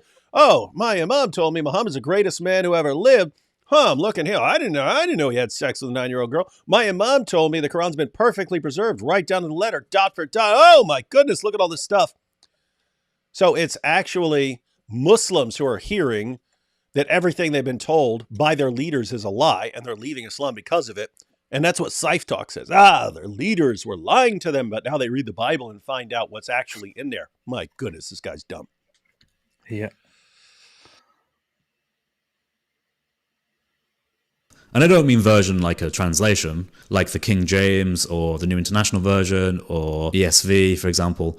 No. What I actually mean is the Quran has 10 different versions of itself called the Qira'ah, or the readings, which are authorized by scholars to be used in mosques. They have variants. There's lots also... and lots and lots of lovely variants. In fact, there is a very helpful book, which is published by... What's that? There's also an additional thing, which is that it's not just that Christians had access to their books for a long time now, and that Muslims actually didn't. It's also that like even in today's time, Christians are frequently, if they are educated or raised as Christians, they are much more likely to read the contents of their Bible than Muslims are to read the contents of the Quran in a language that they understand. So the average Christian today knows much more about their own religion than the average Muslim knows about his own religion. Yeah, so you're pointing out that lots of places they would be reciting the Quran in Arabic and would have not much of a clue there, whereas it would be the vast majority of Christians who would be reading the Bible would be reading it in their language and not listening to it in Greek or something. Precisely. Correct. That is true. By Dr. Fadel Soliman from the Bridges Foundation, which is a Dawah team in Cairo, Egypt. They published a book. It is called the Bridges Translation of the 10 Qira'at. You got that, AP? Yes. You got that? Of the Holy Quran. And in that book, they very happily translate the different Qira'at variant readings in the footnotes for each verse of the Quran. Now, supposedly... Yeah, so guys, that Bridges edition of the 10 Qira'at, you can just get that on Amazon if it's still there. But yeah, so they've got the Quran, and then they've got notes that tell you when different versions of the Quran have a different reading there. From variants, 10 of them, by the way, go back to Muhammad. Muhammad said all of these, so it's all okay. Well, that means that Muhammad was a very strange kind of person. So guys, because some of this will be new information for some of you, so the position of Muslims who still want to maintain perfect preservation of the Quran, when it's now been exposed that there are these different versions of the Quran around the world, is that they somehow all go back to Muhammad. So Muhammad was revealing the Quran in multiple different ways. That's how desperate they are to defend their belief in perfect preservation when they actually have different versions of the Quran in different places around the world. So yeah, now that is for instance, that's the position of Farid, that these variants somehow all go back to Muhammad. So they're not mistakes. They weren't copyist errors or anything else like that. No, they all go back to Muhammad, which is complete insane nonsense. But let's hear what Chris here says. Variant readings in the footnotes for each verse of the Quran. Now, supposedly, all these different variants, 10 of them, by the way, go back to Muhammad. Muhammad said all of these, so it's all okay. Well, that means that Muhammad was a very strange kind of person who would say scripture 10 different ways whenever he would recite the Quran. I don't buy that. I think that's obviously silly. One of my favorite variants is in the legendary verse of Surah 43, Ayah 81, where we read, "Say, O Muhammad, if the most merciful had a son, then I would be the first of his worshippers." I love this hypothetical that the Quran has, because Muhammad, Jesus, is Lord, and he is the Son of God, so you should worship him according to the Quran. What's interesting is that there's a variant when we get to the word son. In Arabic, there are different qira'at that translate this differently. Some translate it as children, or plural of sons. In other words, if the most merciful had sons, then I would be the first of his worshippers. There is quite a big difference between saying if he had one and if he had many. And there are many instances you'll notice in the Qira'at variants where one and many become confused, which in turn actually affects doctrine. Again, I don't see this as a massive issue because I hold to the Christian position. I don't believe that the text is perfectly preserved. I think the message is perfectly preserved. Everything that God wanted to reveal is revealed, and it is with us today. Islam, on the other hand, is in a really bad position, and I don't think Muslims are going to hold this for too much longer because it's getting ridiculous now. There's the famous Qira'at variant of Surah Al-Fatiha. I think he's right. They're going to have to drop all this stuff. So, guys, just to understand the progression, in the Muslim community, it was for many centuries. It's understood that there are these different readings of the Quran and so on. Then, in the 20th century, they try to come out with a standardized version, the 1924 Cairo edition of the Quran, and since that became the most popular, it allowed Muslims to say, see, we all have the same Quran. It was complete nonsense. He came out with that in 1924. But it allowed Muslim da'is to say, see, look, your Quran matches up with his Quran. See, they're all the same Quran. We only have one Quran. No variance at all, ever. And they ran with this as their main argument for how you know the Quran is true, because it's been divinely, miraculously protected from any variation for 14 centuries. So it allowed them to use this complete deception. I mean, it was a total lie. It was a total lie.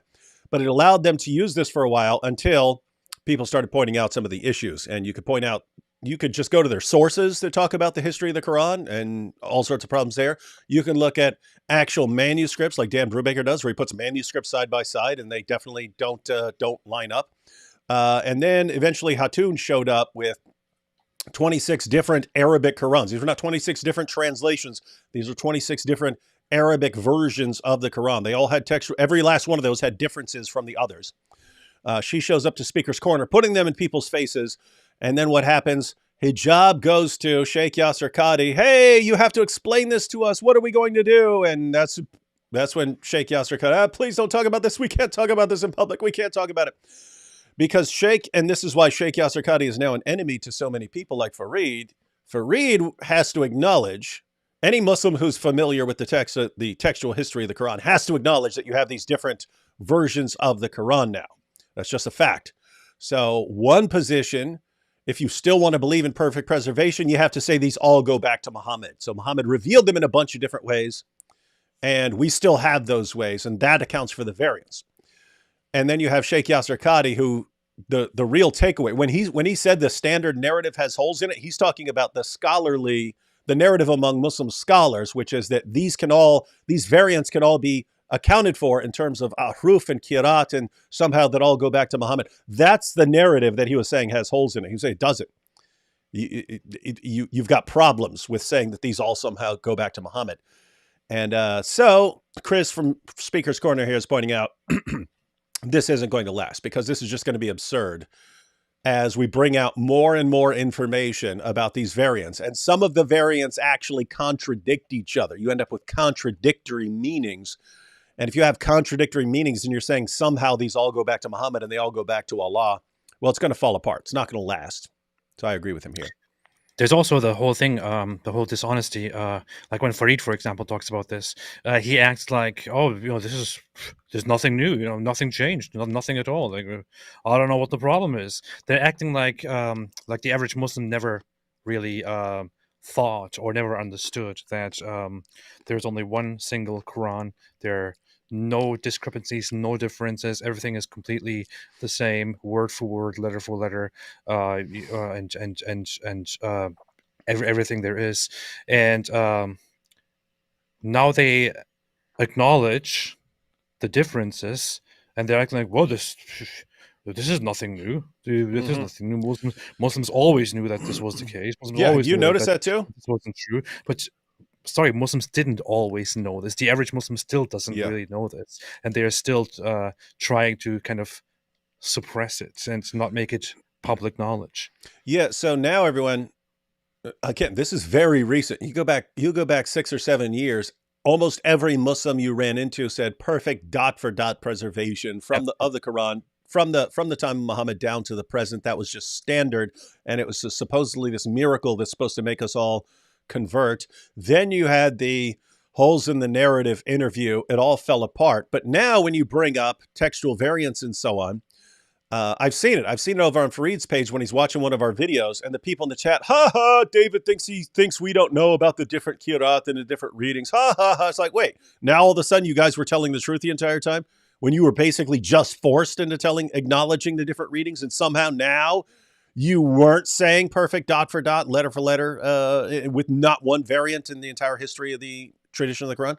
I've got Dawah books that say not one letter's difference between any two Qurans in the entire history of Islam. That is completely ridiculously false. By the way, I've got a book from Yasser Qadi's dad saying that. That's why Sheikh Yasser Qadi used to spit that complete nonsense. But yeah, and AAP, you saw that clip of Muhammad Hijab. I think it was Chris.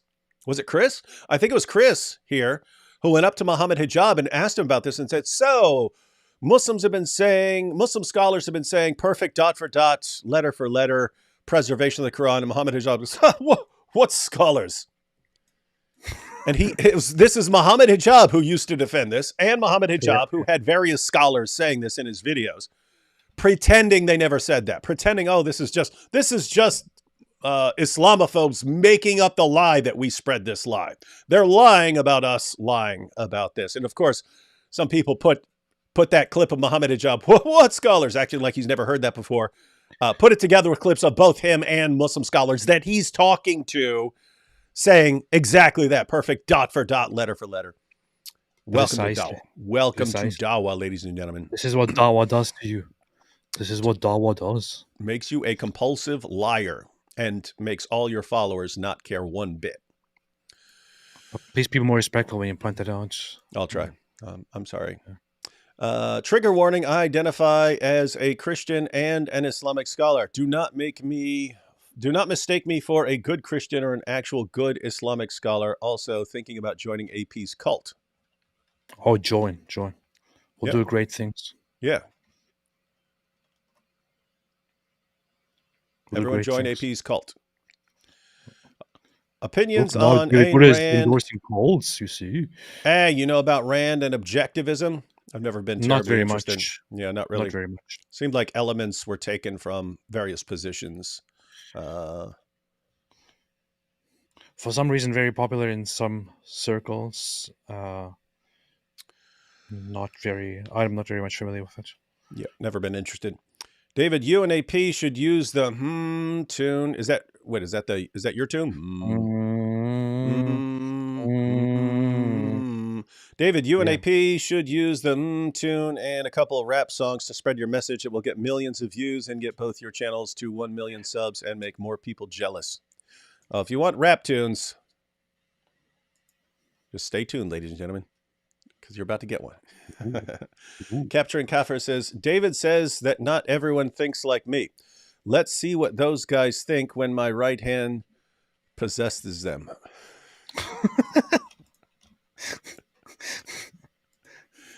AP, are we going to be allowed to have your beacon cheeseburgers in your cult? Yes. Well, then I'm joining. If 15 pounds of TNT will cause an avalanche on a snow slope, Dawah would be like 1,000 pounds used on top of the Islam slope. It is true. And That is very much true. Yeah, I've compared it in the past to like being trapped in a boat and drinking salt water. You get thirsty enough, you take a drink of the salt water, but it just makes it worse. And then you get in this spiral where you can't control yourself. You start drinking more and more and more and more and more. And that's like the position that they're in with this Dawah. Dawah is salt water. That actually sounds exciting. Yeah, and Dawah doesn't sound exciting. So it's a me, Apostasy Mario with cosplay. Yes. I think they're saying cosplay Jesus because of my long hair. Oh yeah. You need to get into that whole role and show your hair more and wear some old things, Yes. Hey, David, you and AP should watch the Pints of Aquinas episode on the Shroud of Turin. It arguably proves the resurrection, and it's all scientific study by atheist Jews and Christians alike. Is there some new stuff? I've kind of gone back and forth on that issue over the years. On the one hand, if the Shroud of Turin is authentic, you basically have a photograph of the resurrection. But there are some issues with it. But no, I'm interested in that. I'll check it out. Because I followed Habermas for many years when he's been talking about the stuff. But I've also looked at the criticisms and so on. David thinks, oh no, I don't want to accept evidence. I don't care about evidence. Brandon says, it was nice to see y'all live for once, but unfortunately I have to go. Close my leather No. straps for the night, but ham, salam, bacon, or whatever they say. Indeed. Alhamdulillah. Another lovely Sunday evening with David and AP. Yeah, aren't the Oscars tonight? Yes, they are. Hey, we're competing with the Oscars. We've got 2,200 people watching us and probably 400 people watching the Oscars. Pretty sure the Oscars are losing. If we checked Twitter right now, it would be us trending, not the Oscars. Indeed, indeed, indeed. Blue Moon says, I see online many Christians using this horrible war to spread lies, hate, violence against Jews. Suddenly Christian and Muslims are united, justifying rape and massacre. Isn't that a contradiction to Jesus' love and teaching? I wouldn't say that this is a common thing. I would say that there are some Christian circles that have always been a little bit, hateful and problematic and not part of the mainstream that are indeed doing that. But mostly also certain Christian figures that are not really religious, but rather just political, that are engaging in that kind of stuff right now. It is there. I see it too. And it is a little bit disgusting because you also see Muslims getting into that and then, working with those people despite hating them, and at other times preaching hate against them, and it's just ridiculous. It is a dirty, dark political alliance at the moment.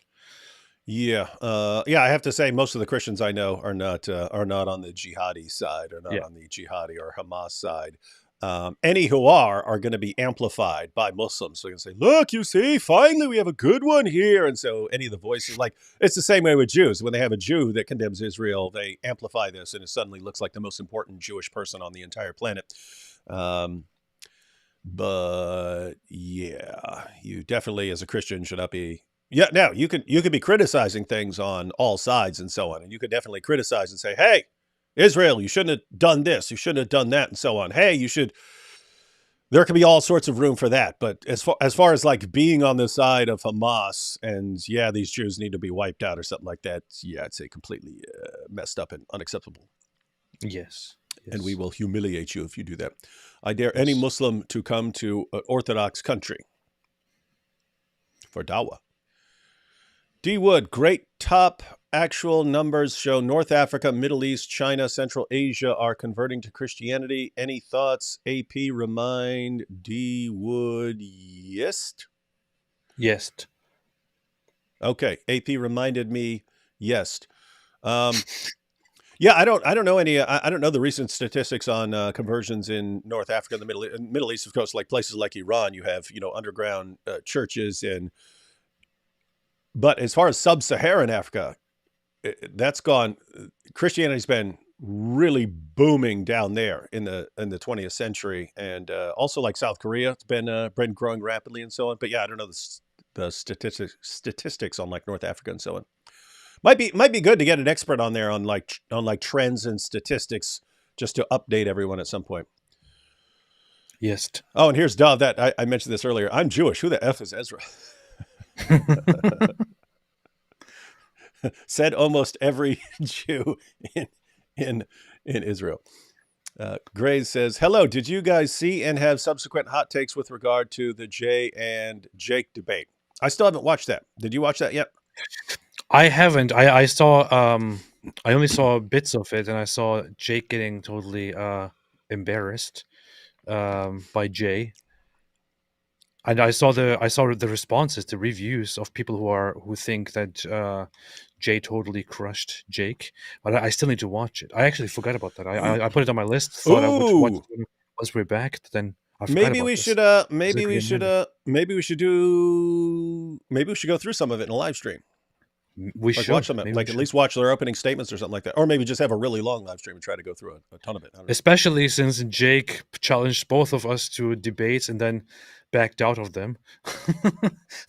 It would be nice if you just can go through that. Yeah, it was one thing like challenging us to debate and then backing out. It was something completely different, challenging us both to debate, us agreeing to all of them. I agreed to 4 debates with that dude. You agreed to debate him. And then he runs and says that I'm running from him and I refuse to debate him. It's like, my goodness, What is this? What does this religion do to people? Messianic Apostate, thoughts on the London police's two-tier policing? Yes, it does happen indeed. Just filling it's. Keep in mind these are the same police who spent years completely ignoring the grooming gangs and what they were doing to little girls. They knew about it. It's being reported. They were so terrified of being called Islamophobes that they would not stop little girls from being drugged and gang raped and pimped and everything else. They wouldn't do it because they were worried about being called Islamophobes. What sort of job do you think those guys are going to do taking care of people and protecting people's rights in London? I would guess terrible job. They're going to bend over backwards to avoid offending Muslims. And if they have to throw non-Muslims under the bus to appease the Muslims, that's what they're going to do. There was an incident yesterday, I believe, where some guy went to a rally and put up a sign that says Hamas are terrorists. And he had his sign taken away in a violent way. And that guy was put on the ground and arrested for breaching the peace. Later, the police did post about it in response to people pointing it out and say that it was a mistake and that he was arrested or something. Yeah, but he was released. Yeah, it's weird how those mistakes always go in one direction. Yeah. Hey, here you have Dear David and AP, forgive Aladdin. He is a good guy. He helps a lot of people from his background, is mostly serious in his content, which is why he fails to see your dark humor / sarcasm. Pray for, you heard it here, AP. You have to pray for Apostate Aladdin. So I don't have a problem with anybody, including with that guy. But yeah, have we ever come out blasting at him because he does things differently from us? No. But you saw it, right? His video about me was just a complete smear campaign and deliberately things taken completely out of context, misrepresented, made me look like somebody who's trying to I don't know. That was the issue for me. Attract white nationalists and things like that. What? Yeah, I can view you as a good guy. You could do things completely differently from the way I do them. And I would think it's good because it's good to have different approaches because different approaches will be effective with different kinds of people. So I would definitely not have a problem with him having a completely different kind of approach. I would have zero problem with that. I'm not a fan of the, hey, here's how I do things, therefore that's the way everyone else needs to do things. Never liked that. So when someone's like, this is the way I do things, so you have to as well, I'm not going to get terribly angry over it, but I think it's stupid and short-sighted. But yeah, my view significantly changed when I saw him just completely twisting things. And the fact that we watched his entire video and he didn't seem to accurately represent anything that we said at any point. And so it's giving him the benefit of the doubt. He has terrible, absolutely awful listening comprehension. He does not understand what people are saying. He does not understand what he's reading, in which case he should have the wisdom not to go around criticizing people because he doesn't understand anything they say. Precisely. Yeah. So yeah, but that's giving him the benefit of the doubt. If we don't give him the benefit of the doubt and he's deliberately being deceptive with AP, I mean, I did feel, honestly, after our stream last night, which was hilarious and very enjoyable, I felt a little bit bad for being so harsh on that guy. But then I also quickly remember why exactly we did that, and remember how he acted in his video. And often at other times I would have just thought, oh, you know what, I'm not gonna respond to this, just go away. But I did that so many times in my life, and maybe it's just Apostate Aladdin just found me at such a time where I'm not in the mood of just being the better guy. And yeah. Hey, this is cool. I thought I was going to have to wrap up at 10 because we didn't have a nurse tonight, and my wife just texted me and said a nurse showed up and she forgot she was on the schedule. Huh. Based. Well, I think we can get through. We can get through Chris's video here. Well, look at that. Nice. It all just got real, ladies and gentlemen. I thought we were going to have to wrap up here in a couple minutes. Muslim But Cal- we're not. We're here all night taking out our aggression on Apostate Aladdin and Saif Talk. No, I probably have to go soon. Oh, okay, that'd be cool. That'd be funny if we just cut off anyway and go did something else. Trigger warning, Islam took over all of the Middle East and beyond, one city at a time. No, people converted because of the powerful message of Dawah. Yes. How dare you? Disobey says they deserve the same gifts and blessings they shared with Israel on the 7th. No, they were like raping and torturing people. So no, I don't want them to. I don't want them to get that in return. That's the thing. People always talk about relative morality.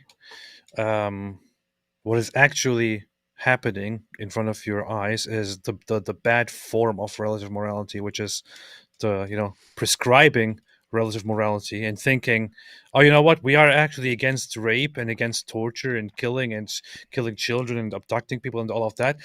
However, in this case, it can be justified because these people are, resisting oppression and all of that. They're victims. Therefore, it's not so bad when they rape people and take hostages and then rape them for months and so on. Yeah. And here, people don't realize that they are doing precisely that thing that everyone always seems to dislike so much. And in response to that, it should be pointed out that that the actions that Hamas committed and other organizations of Gazans committed are completely inexcusable and unacceptable and need to be punished severely. The response to that cannot be, well, they did it, so therefore we should be able to do it too, because that's just it should never be acceptable under no circumstance. Correct. Ayatollah says, I commented on a Muslim cowboy video, just donated to the settlements, laughing my butt off, and he responded, may Allah resurrect you with them. Is there some new zombie lore in the Quran about big Zionist zombies? No, what that refers to is the Quran says that that you will be, on the day of judgment, you will be raised together with those that you are close to or that you were with, basically. So, which means so he's implying that those people are going to be severely punished in the afterlife, and that you should also be severely punished together with them. Join the Redeem says, every time retail one of the Free Palestine people that we support Israel, they holler in our faces, 10,000 babies dead. What is the best response to that? So every time you're talking to a Free Palestine person, and you say you support Israel, they scream, 10,000 babies dead. So what's the best response to that, AP? I feel like if it was a different time, I would have a better response to it. The thing is, I get that all the time, right? I say it's a just war, it's a justified war, justified things are going on, and then I'm told, but is it not enough for you? 30,000 people dead, so many women, so many children, and of course, it's one thing to say we don't even know if the numbers are true or not. It is probably true that there are lots of dead children and lots of dead women among those that are not part of the conflict. But this is just, it's a very, very pathetic, almost sinister attempt by these people to deflect from realities by using and abusing the deaths of civilians on their own part, on their own side, which are caused by a war that they cheered for when it was started. What exactly do these people expect as a response? They would say, "Oh yeah, okay, so many people died, therefore, yeah, you guys are right." No, that's not how it works. That's not how it works. They did an attack. Israel is now responding, and necessarily responding in such a way that a lot of uninvolved people are also dying as part of this war. This is not the first war where civilians are dying or where non-combatants are dying. It happens in every war all the time. This is not the first war where friendly fire is happening. It happens all the time in every single war. In most wars, most of the dead are civilians, not combatants. In this case, Israel can simply not solve this problem in any other way, unless they're going precisely the way they're going right now. They're trying to minimize civilian casualties as much as possible. They're trying to point people toward different safer areas. They're trying to provide some sort of help, but attacking Gaza, such a densely populated place where Hamas deliberately hides among the civilian population and deliberately hides under the civilian population, it is extremely hard to avoid civilian deaths.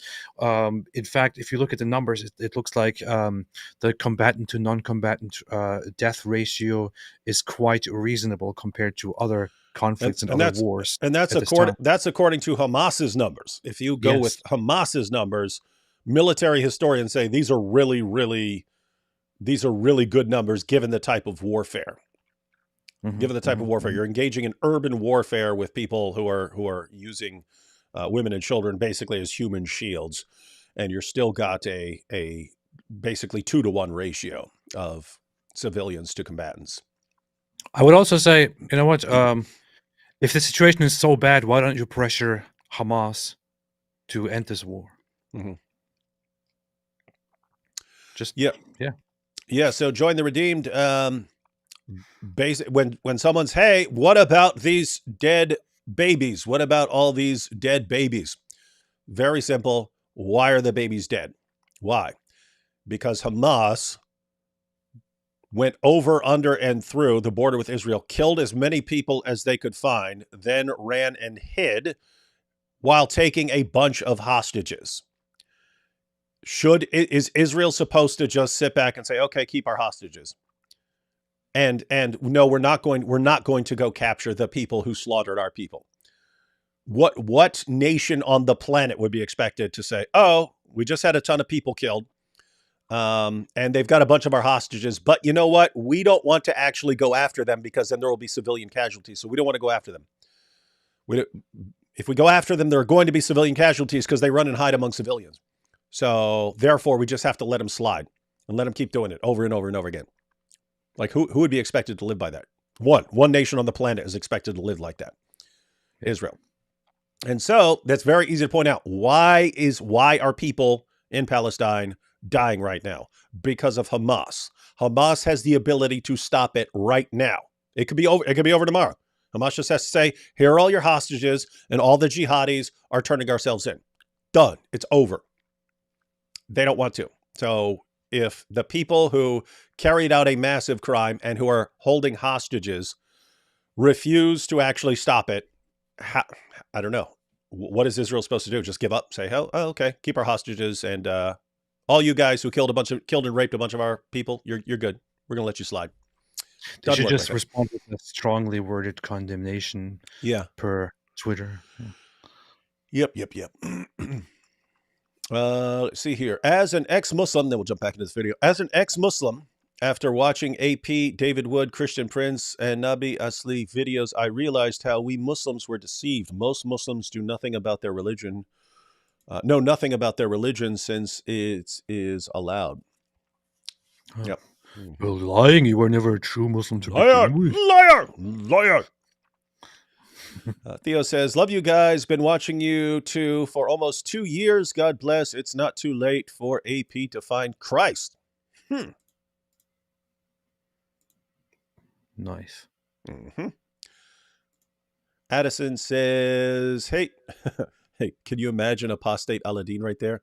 It's not too late for AP to find Christ. That's when he's supposed to say, no, I hate Christ. I hate him. I hate all religions equally. They're all equally evil and stupid. And if he doesn't say that, then you would expect apostate prophet to say something in response to this, but unfortunately he doesn't, which is which is very, very disheartening and traumatizing to me. And after I watched this live stream, and I saw as apostate prophet just sat there and didn't say anything after being told about Jesus Christ, he has lost all my respect. And frankly, I am wondering if this is healthy and not rather dangerous to all ex-Muslims around the world. It's AP is literally committing genocide against ex-Muslims by not making fun of Christ right here. Addison says, "Hey David, it was good meeting you at Apologeticon." Yes, it was, and they're already setting up number 2 for next year. So yes, Apologeticon is going to be an annual thing. So Nice. see you again if you come next year. David, regarding mosques in places of other religious sites, did you know that Shia Mosque in Iran is where the tomb of Isaiah is? No, I did not. But that would fit the pattern, wouldn't it? That would fit the pattern. All right, let's jump back to our good friend Chris here. I gotta go ahead. So, You can continue. I gotta go. Yeah, you can. Okay. Yep. I gotta go. Good. No one likes you anyway. to her, verse 4, I think it is.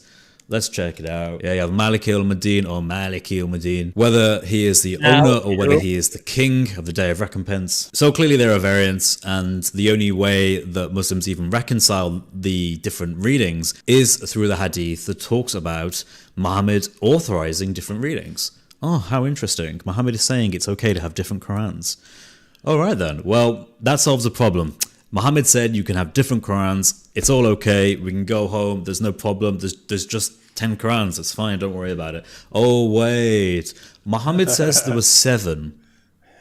Yeah, he said there was 7. He didn't say there was 10. So how did you end up with 10? I'll give you a clue. You added them. Your scholars quite literally found more readings and saw how well used they were by their communities and went, okay, let's increase the number from 7 to 10. This is why scholars like Dr. Yasser Qadi don't hold to the view that... Okay, I gotta go. I already said go. Your legs broke. You're supposed to... It's supposed to be a special... You're supposed to do a special goodbye or something. Like it's not going to be special. You can just disappear. Fine, okay. See you soon. I'll be terribly interested in your return. Okay, thanks. Bye. Stay away from Islam. Yeah. The Al-Ruf, or the 7 supposed readings that Muhammad recited in, and the Qira'at readings are the same thing, because they're not the same numerically. This means that Muhammad revealed something in 7 different ways, but we don't have those 7 different ways today. We have 10. And even then, those 10 are only 10 that we accepted. There was 50, if not more, different unauthorized Qira'at readings that simply weren't selected by big brain people. So what happened to these 7 different readings? Because according to the standard Islamic narrative, which is totally reliable and trustworthy, Uthman got these Quranic materials according to Sahih Hadith, and he burned them, those that he did not accept, and he canonized it into a single reading, that of the... Guys, I want to point out, because Chris was saying that he doesn't think this entire approach is going to last very long. This people acknowledging that there are all these different Qurans out there while still maintaining that they somehow all go back to Muhammad and that there therefore are, you can still defend perfect preservation that way because they all go back to Muhammad. The explanations are pretty ridiculous, right? So, and there's a question of whether the explanations at all go back to Muhammad. So Muhammad supposedly said the Quran is revealed in 7 different ways. The Quran is revealed in these 7 different ways. These are the ahruf, and you have different Muslims who think these mean different things. This refers to different dialects or something like that. Does not work. That explanation does not work because you had people who spoke the exact same dialect quoting different versions of the Quran.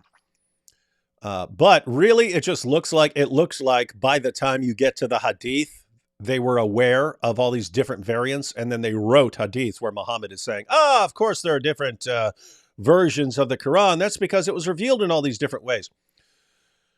So it really looks like this is just a later fabricated story to justify the different versions of the Quran. But even if you take these hadiths seriously, the absurdity becomes apparent because you have Muslims who start disputing about reciting the Quran. They're reciting different versions. And then it gets brought to Muhammad. And this is, by the way, this is after the conquest of Mecca. So this is the last 2 years of Muhammad's life. His companions come to him and they're disputing about how to recite the Quran accurately. And Muhammad says to one companion, how do you recite it? The guy recites it one way. And he says to a different companion, how do you recite it? And that companion recites it in a different way. And then he says, yes, it was revealed in both these ways. Now think about this. If Muhammad, just think, so this is the last 2 years of Muhammad's life. His companions are shocked that they're reciting the Quran differently. They come to Muhammad, hey, what's going on here, Muhammad? What's going on? We're reciting the Quran differently. And Muhammad says, yeah, it was revealed in these different ways. Now think about this.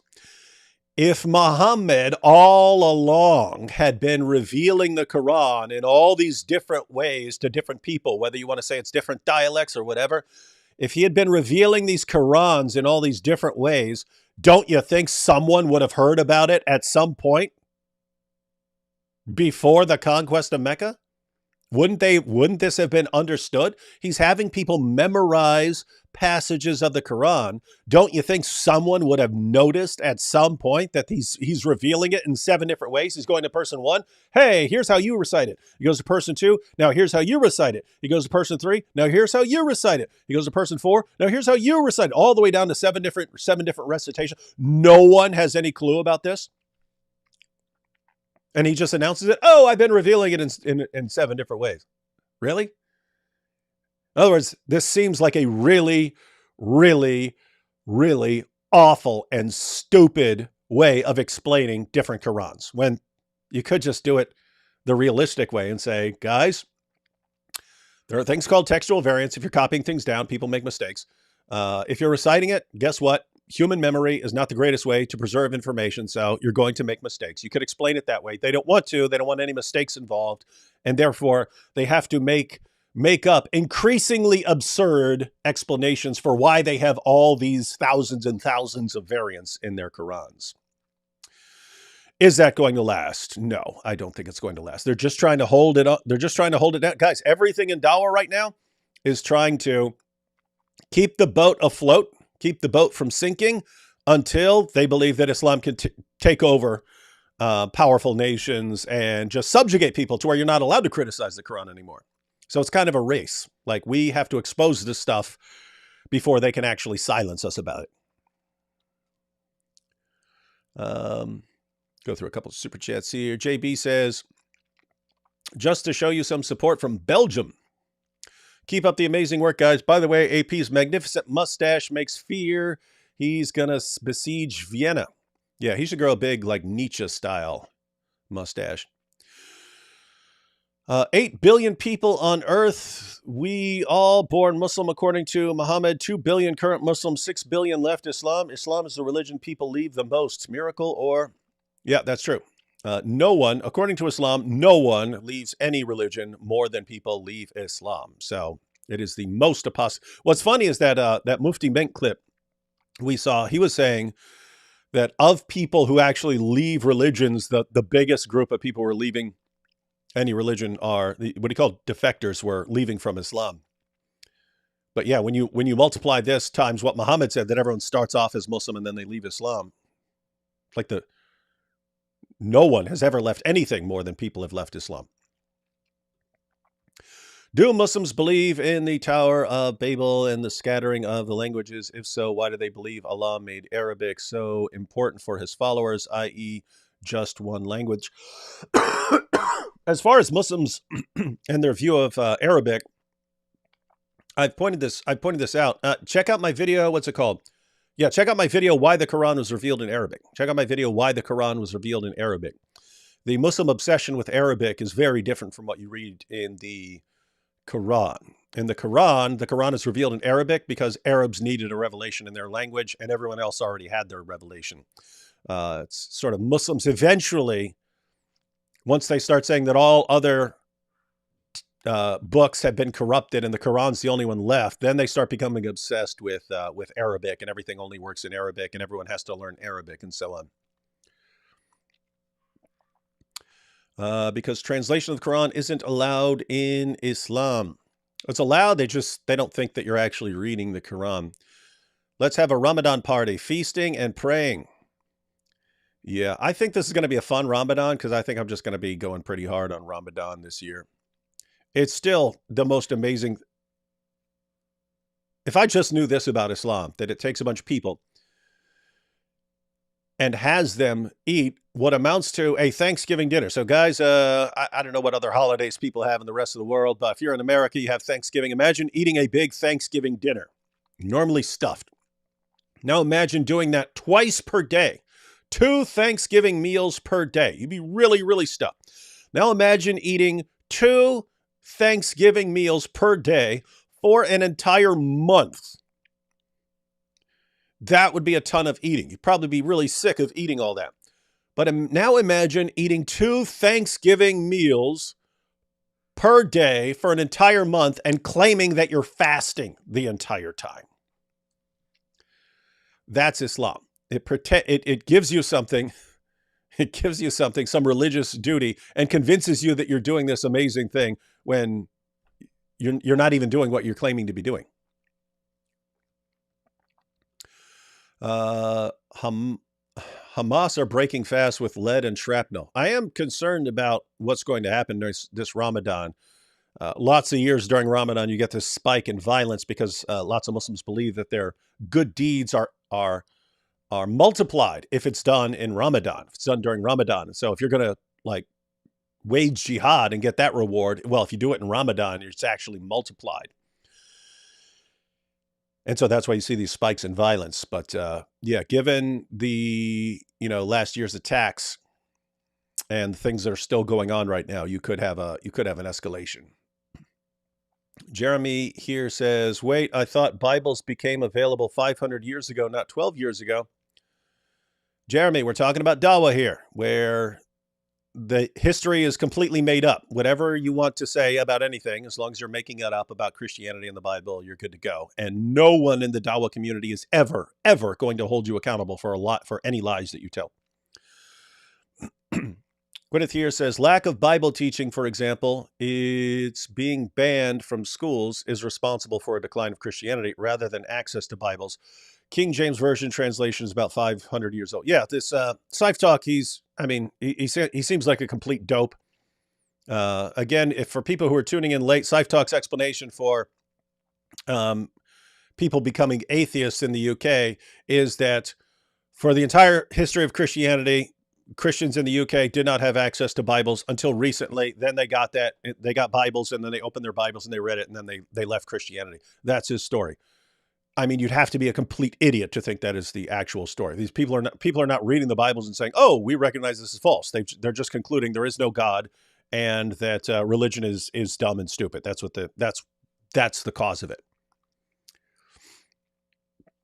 All right, let's jump back into this video a little bit. Back up slightly. Just want to finish this video from Chris here. Readings, because according to the standard Islamic narrative, which is totally reliable and trustworthy, Uthman got these Quranic materials according to Sahih Hadith, and he burned them, those that he did not accept, and he canonized it into a single reading, that of the Qurayshi dialect. But wait, there are 7 different aruf, but only 1 copy. Where did the other 6 aruf go? Did he? Very important point. I was pointing out earlier. I'm going to rewind this just because I don't want to interrupt it, but he's making a very important point. I want people to understand it. I was talking about the absurdity of the stories about how we ended up with all these different readings. And Muhammad says, the Quran was revealed in these different ways. Okay, suppose you grant that. Suppose you ignore the problems. Suppose you completely ignore all the problems with this explanation. Namely, that once people start reciting the Quran in different ways, Muhammad says, oh yeah, I've been revealing it in all those different ways. And no one knew about this. That's very, very absurd. Seems much more likely that someone who came along later just made up the story. But suppose you want to grant the story. And you say, Muhammad revealed the Quran in a bunch of different ways. Fine, but what happens then? People are quoting the Quran in different ways. It gets back to Uthman, the caliph, after Muhammad dies, and Uthman standardizes the Quran. What's he do? He gets rid of the variants and just issues one authoritative Quran. Okay, well, if he's issuing one authoritative Quran, then why do you still have the variants later on? Why do you have all the variants later on? He issued an authoritative Quran. He got rid of 6 of the 7. Why do you still have all the variants? That's the point. There's no coherent view here. This is why Yasser Qadhi did not want to talk about this. Yasser Qadhi understood there is no coherent explanation here. You can't make sense of it. Yes, among Muslims, this is exactly what he said in that interview. Among Muslims, we'll see a problem and then we'll give some response and then we'll act like, that's the answer. He says the Western scholars, they don't stop. They start pushing and saying, does this really fit? Does this really make sense? And he was acknowledging, no, it doesn't actually fit. And he said he's working on one. Guess what? It's very simple.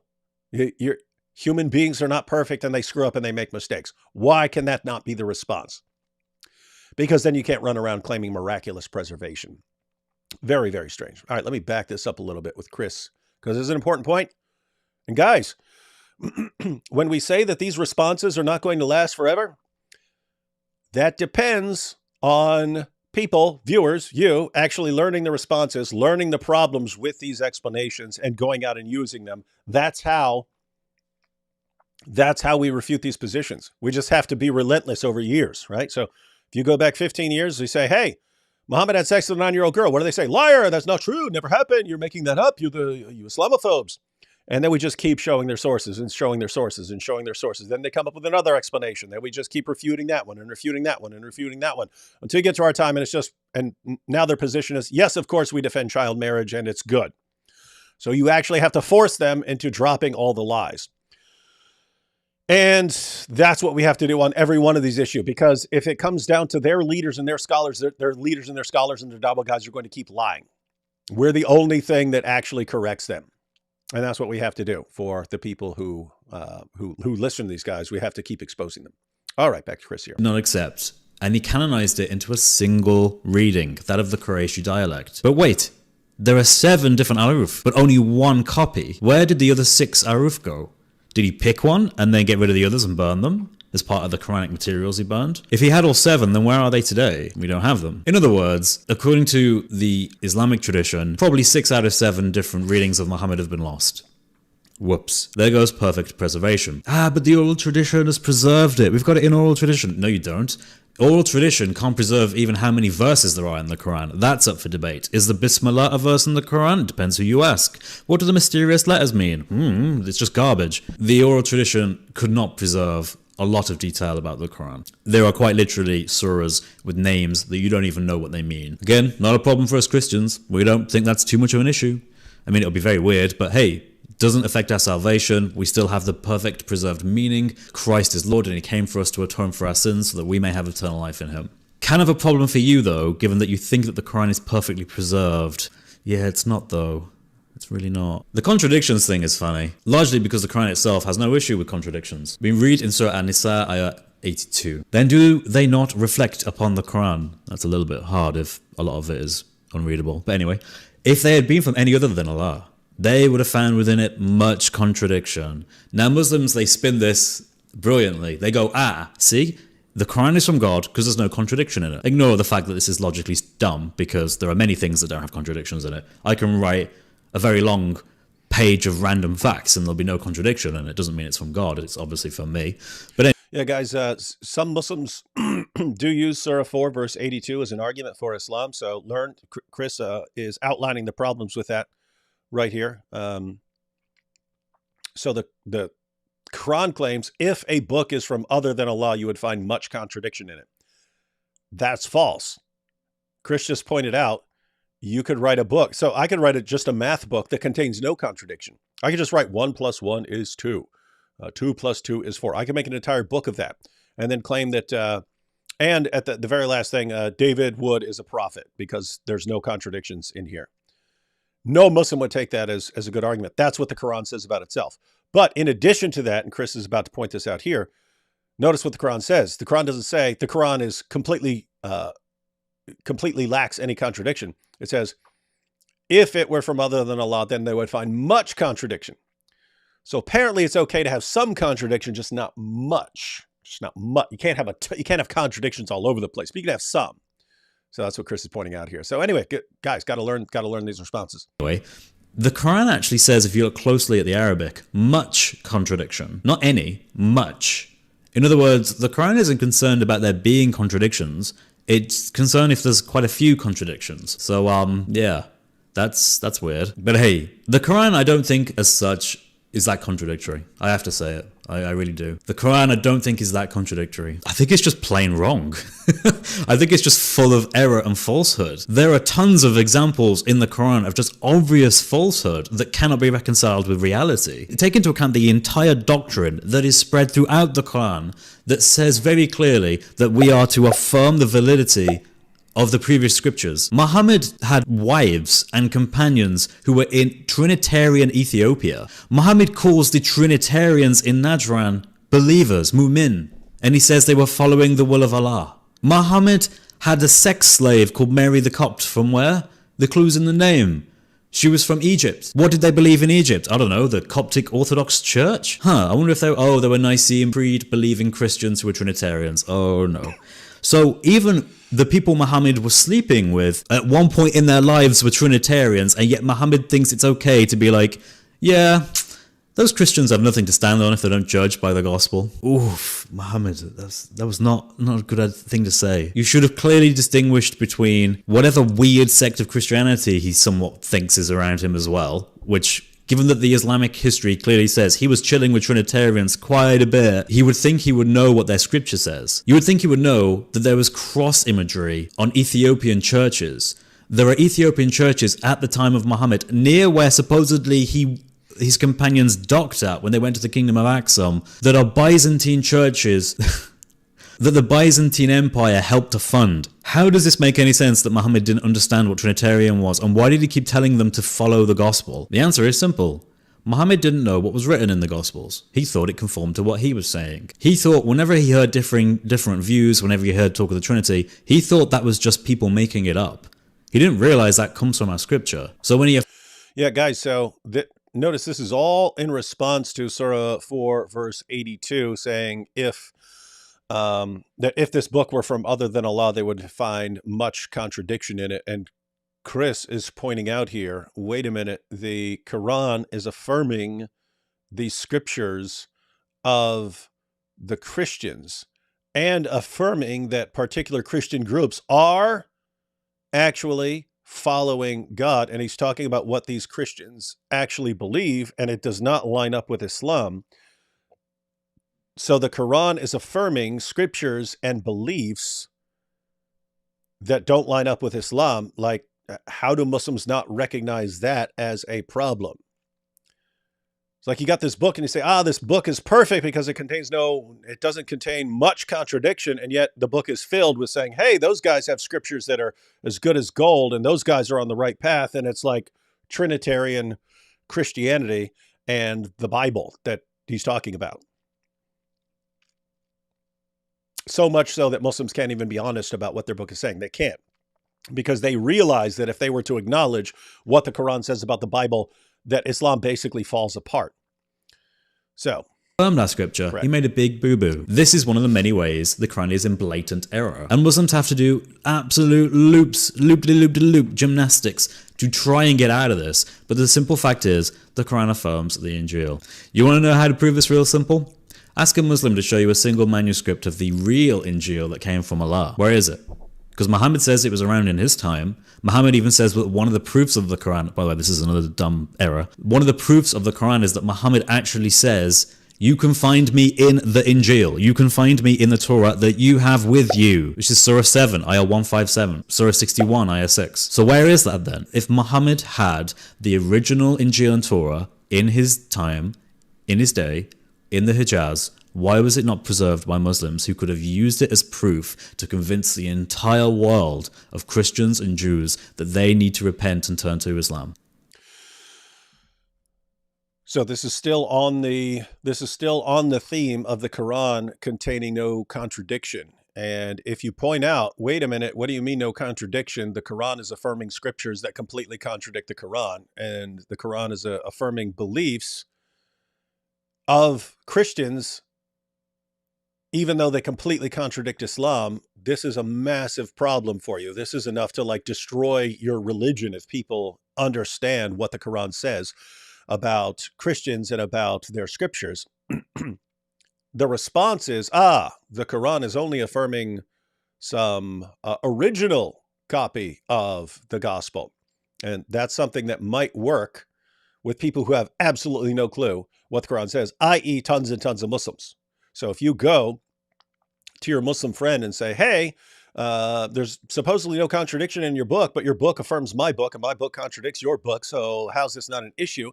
He's going to run to one of his Dawah guys and say, hey, my Christian friend says that the gospel is affirmed by the Quran. So how's this work? What's going on here? The Dawah guy is going to lie and say, the Quran is only talking about some original gospel that was later corrupted. But that's not what the Quran says at all. The Quran gives not even the slightest hint that the gospel was ever corrupted. In fact, you could check out my video, what the Quran really says about the gospel. I go through every single verse in the Quran that even mentions the gospel. I go through every last one. There's not a single slight criticism of the book that we have. So what are Muslims going to say? It's just referring to an original one, not to a later one. But as Chris pointed out, you go to Surah 7, verse 157, you go to 61:6. These are affirming the scriptures that were present during the time of Muhammad and saying that Christians still have the gospel during the time of Muhammad. What does this mean? It means that Christians had the gospel in the 1st century. They passed it on reliably to the 2nd century. They had it reliably in the 3rd century, the 4th century, the 5th century, the 6th century, all the way down to the 7th century and all the way down into Arabia. They had the authentic gospel. And then we say, okay, well, we know the gospel that we had in the 7th century. We know that. We have copies from before that time and after that time. We know what the gospel said in the 7th century. And then Muslims actually want to say, no, it's talking about some other gospel that we have no record of. Wait, so Christians had a gospel from in the 1st century, the 2nd century, the 3rd century, the 4th century, the 5th century, the 6th century, all the way into the 7th century that had spread so far that it was all the way down in Arabia. And we don't have one single piece of evidence that this other gospel ever existed at all. Guys, do you notice how they come up with their stories that are supposed to hold their lie together? And it's all just complete, insane, idiotic nonsense that doesn't fit reality at all. And they have to make things up about the history of the Quran. They have to make things up about the history of the Bible. They constantly have to make things up because reality doesn't fit with what their book says. This is what Chris is talking about. It's going to fall apart. It has to fall apart. But once more, it comes down to us. It's not going to fall apart if you leave everything in the hands of the Dawah guys. You have to be consistently, relentlessly exposing them. That's how you get the job done. It doesn't exist. In fact, Muslims actually tried to forge these. They tried to make these up centuries later because they realized how embarrassing it was that in the Quran, there is a proof of its validity. The proofhood of Muhammad's prophethood is that the Injil and the Torah mention him, but they can't show that. Christians kept saying, where is it? Where is it? Oh, your Bible's been corrupted. But it was with Muhammad, so what the hell happened to it? Christians didn't invade the Hijaz. What happened? Oh, it just went somewhere. Yeah, Islam is done. One last point. He brought up the whole textual... Islam is in trouble. I mean, guys, if you went from basically a 0% apostasy rate to 24% in like 15 years, and all they can do right now, is try to lie harder. We're going to lie harder. We're going to lie more and lie harder and lie faster and have more people lie. That's their solution. Islam's done. Textual criticism exploded, apparently, when people could read the Bible, which, according to him, was like 20 years ago. No. Textual criticism exploded due to partly the Enlightenment. People started to have ideas that you could critically evaluate things to get closer to the truth, and that religious dogma or idealism should be challenged, not just to destroy it, but to harden it, to make it better, more closer to what we think is, because again, the empirical method is valuable and should be used. Islam, on the other hand, they weren't too big on this, really. Yeah, really. You know that Fidel Soliman book I told you could go get? You used to be able to get it directly on Quran.com as part of their translations in English. I love that, but they've got rid of it now. Probably because they know people like me are using it. Islam doesn't like criticism. It can't really sustain it. Christianity embraced it and said, bring it on, let's see what happens. Islam was like, whoa, yeah, we don't like this. We really don't like this. Which is why the avalanche of apostasy is ongoing and will be ongoing and getting worse every day until Islam is now completely evaporated. You cannot keep believing in a religion that has evidently made up stuff to protect its own doctrines. The Quran is not perfectly preserved. It never has been. Even the early Muslims didn't believe it was. But yeah, Muslims today will tell you that yes, perfectly preserved, no issues whatsoever. They'll brag about it being free of contradictions, but it contains really dumb things like nonsense statements, historical claims that are evidently false by all evidence. And so for that reason, ladies and gentlemen, there's a better way in Jesus Christ. We have our Lord and our Savior who died for us so that we could have eternal life. We don't believe in silly doctrines like books that come down from the sky because they've been preserved eternally in tablet form. And I don't mean like an Android tablet, I mean like an actual tablet, presumably a very big tablet. I don't know, maybe there's multiple of them. Islam hates the disbelievers. Islam hates me. God, on the other hand, the true God, loves you and wants you, and even loves this guy. Right? Got to give him a break at some point. He is loved and God calls him to the true religion and not to a religion that came 600 years later and made very strange and peculiar things based off what one guy had seen in the cave when he thought he was being attacked by something demonic. Anyway, ladies and gentlemen, I hope you have a great day. God bless you all. Take care. Wow, this Chris guy's getting pretty good at these videos, isn't he? Liking Chris. Everyone be sure to... again, I have a link to the video that we just went through on Chris's channel. Be sure to share that and check out his other videos and be sure to subscribe. All right, let's go ahead and check out some super chats. Have to read these all myself because AP is a traitor. What else do we expect from an atheist? Let's see. Flypain says, saw thousands of Muslims protesting the new Holocaust Museum in Amsterdam today. Are American churches and temples next? That's pretty cold. If people are protesting, I'm just going to search for this real quick. People are protesting at a Holocaust museum. Where? Amsterdam.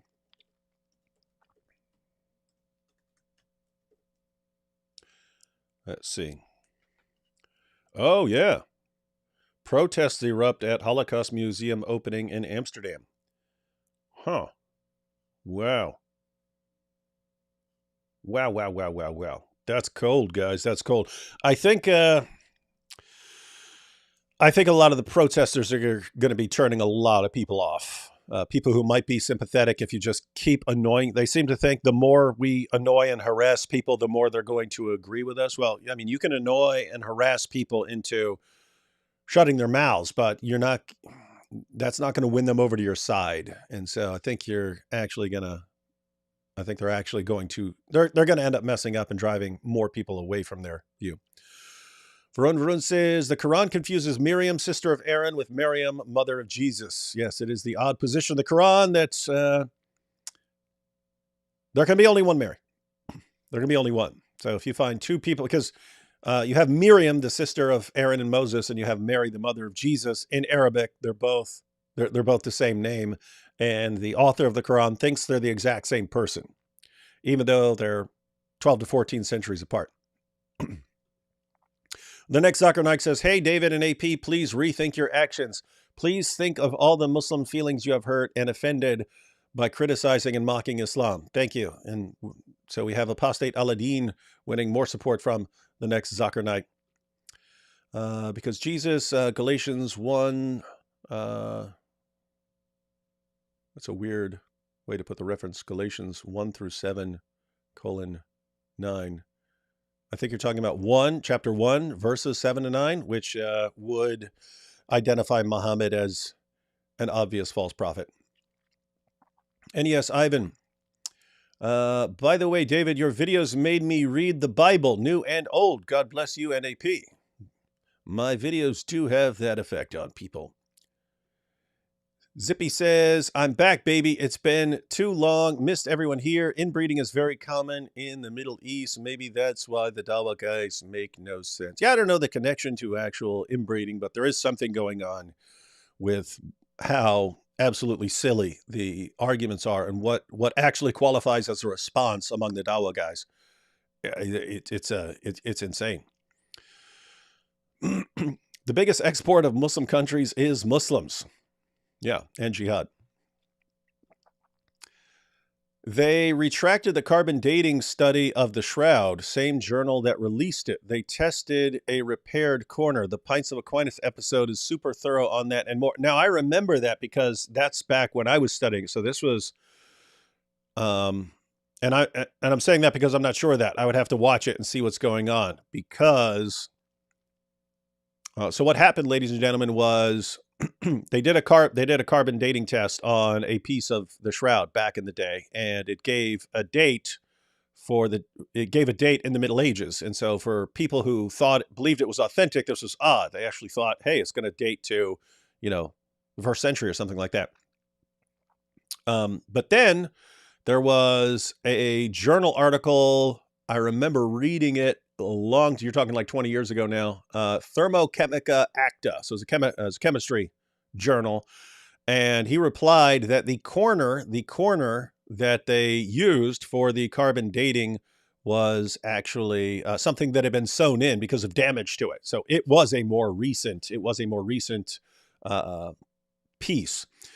And he was suggesting you need something from in the middle of the Quran. Now, you don't want to go chopping it up, but he's saying you can get individual threads and stuff like this and can take some of the loose threads and actually compile them and do it. So I remember that, but I also remember there was some response to that came later on, and that was saying, no, this guy's actually wrong, saying that this fixes the carbon dating problem. But once more, I'm not completely up to date. I'd have to see what was shared on Pints with Aquinas, and I'd have to see if anything was left out. Christian says, before I join AP's cult, I need confirmation that the Screaming Goat will also be a member, and all meetings will begin and end with his battle cry. Yes, AP's Cult of the Screaming Goat. That's kind of a cool name for a cult. Screaming Goat Cult. So, you have confirmation. Daniel, hi, kick a Pikachu. Stop touching my leather straps. Oops. Daniel, sorry, I accidentally almost shut down the live stream by clicking on the wrong thing. Let's see. Y'all see Abdullah Samir's take on Apostate Al-Din versus AP yet? No, but I saw that that Abdullah Samir was responding to the issue, and just based on what people said about it, sounds like he's saying that Apostate Al-Din should not be blasting away at AP, and so I'm guessing I would agree. But Abdullah Samir usually has pretty balanced takes. He's not going on any weird takes usually. Hummus is Tremor Wrist T-shirts. My name, Tamil. What? Hummus is Tremor Wrist T-shirts. My name, Tamil. I don't know what that means. Enjoy the rest of your weekend. What is that? It's like an hour left of my weekend. Sorgu says, Obi Wood and Aposta Prophet, did y'all bombs kill people? No. Did you know? Oh, I remember what this is. Did you know bombs kill people? Yeah, that was, for anyone who doesn't know what that means, that was part of our live stream yesterday when we were making fun of Cenk Uygur for thinking it was for informing people. Hey, there's something you need to know. Bombs kill people. Shocker. Question for AP. Did Solomon's Temple actually exist? AP is no longer here because he's a traitor, but I'm assuming he would say that Solomon's Temple did actually exist. Because even if you had no idea what's in the Bible, so you still have information about the Babylonian Empire and stuff like that, and conquering the land of Judah and deporting the population and so on. So, yeah, there was a temple there. There was a temple there. John Choi, happy Ramadan. To celebrate, I had a bacon cheeseburger this morning. I'm going to be eating a ton of stuff for Ramadan. And even though I'm going to be eating a ton of stuff for Ramadan, I will not be eating anywhere near how much Muslims are eating while they're fasting. Off topic, but do you guys believe Allah was Muhammad's sock puppet or a god worshipped by the Arabs before Muhammad? Allah was a god worshipped by the Arabs before Muhammad, but Muhammad turned him into a sock puppet. So, for instance, if you take the Muslim sources at all reliably, Muhammad's father was named Abdullah. That means slave of Allah. So this was not Muhammad didn't invent the name Allah for his God. And what seems was there were people who regarded Allah as like the main deity. So even the polytheists, they can have a hierarchy, and they think apparently there were some who thought that Allah is like the main deity. Muhammad comes and says, no, Allah is the only one. And then that one deity becomes his sock puppet for anything he wants. Best response, their whole culture is to love dying for Allah. They say it's the best thing for them as it gets them into the best heaven. So what's the problem? Do they respect al-Islam? Yeah.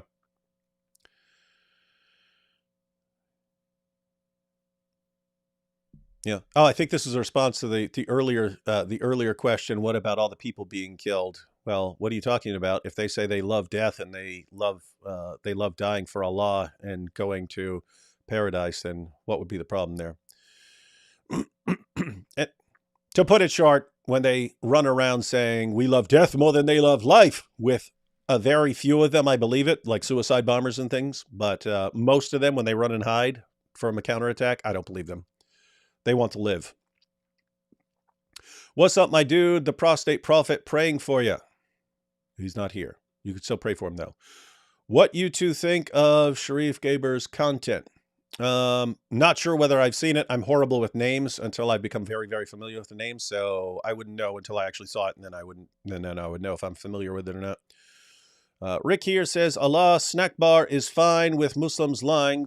Do they not think he is lying to them from an ex-atheist? That's a problem we've pointed out multiple times in the past. If Allah is fine with lying in various situations, and given the main interpretation of what happened at the crucifixion, the dominant Muslim position is that Allah tricked people, including Jesus' followers, into thinking that he died on the cross. And so Allah will trick even people who are trying to follow his prophets. Allah will trick them. And then, of course, even in Islam, in Surah 8, Allah tricks Muslims into going out and fighting the Meccans. He tricks them by giving Muhammad a dream in which Muhammad dreams that the Meccans don't have enough people to fight the battle. And so the Muslims are going to have an easy fight. So Muhammad gets a dream. He wakes up. Hey, guys, Allah gave me a dream. They're showing up with very few defenders. We can take these guys. They actually go out to fight, and they're totally outnumbered. And then so Allah has to explain, hey, if I had told you that you're totally outnumbered, you wouldn't have gone out and fought. So I had to trick you. Surah 8, verse 43. I had to trick you. But notice, that is a God who will deceive even the people who are following his prophets, and he will use his prophet to deceive these people to get what he wants. And so the question is, once that's the kind of God you're dealing with, how do you believe anything? How do you know he's not just tricking you about Muhammad being a prophet? Problems. I think AP was trying to hint that he wanted you to chuck him in bed and read him a story before he fell asleep. Yeah, he is a kind of a baby. David, are you secretly a wingaling? Loved Apologeticon. Lots of AP fans were there too. Wingaling, no.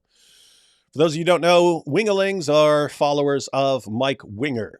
Mike Winger, the king of all nerds.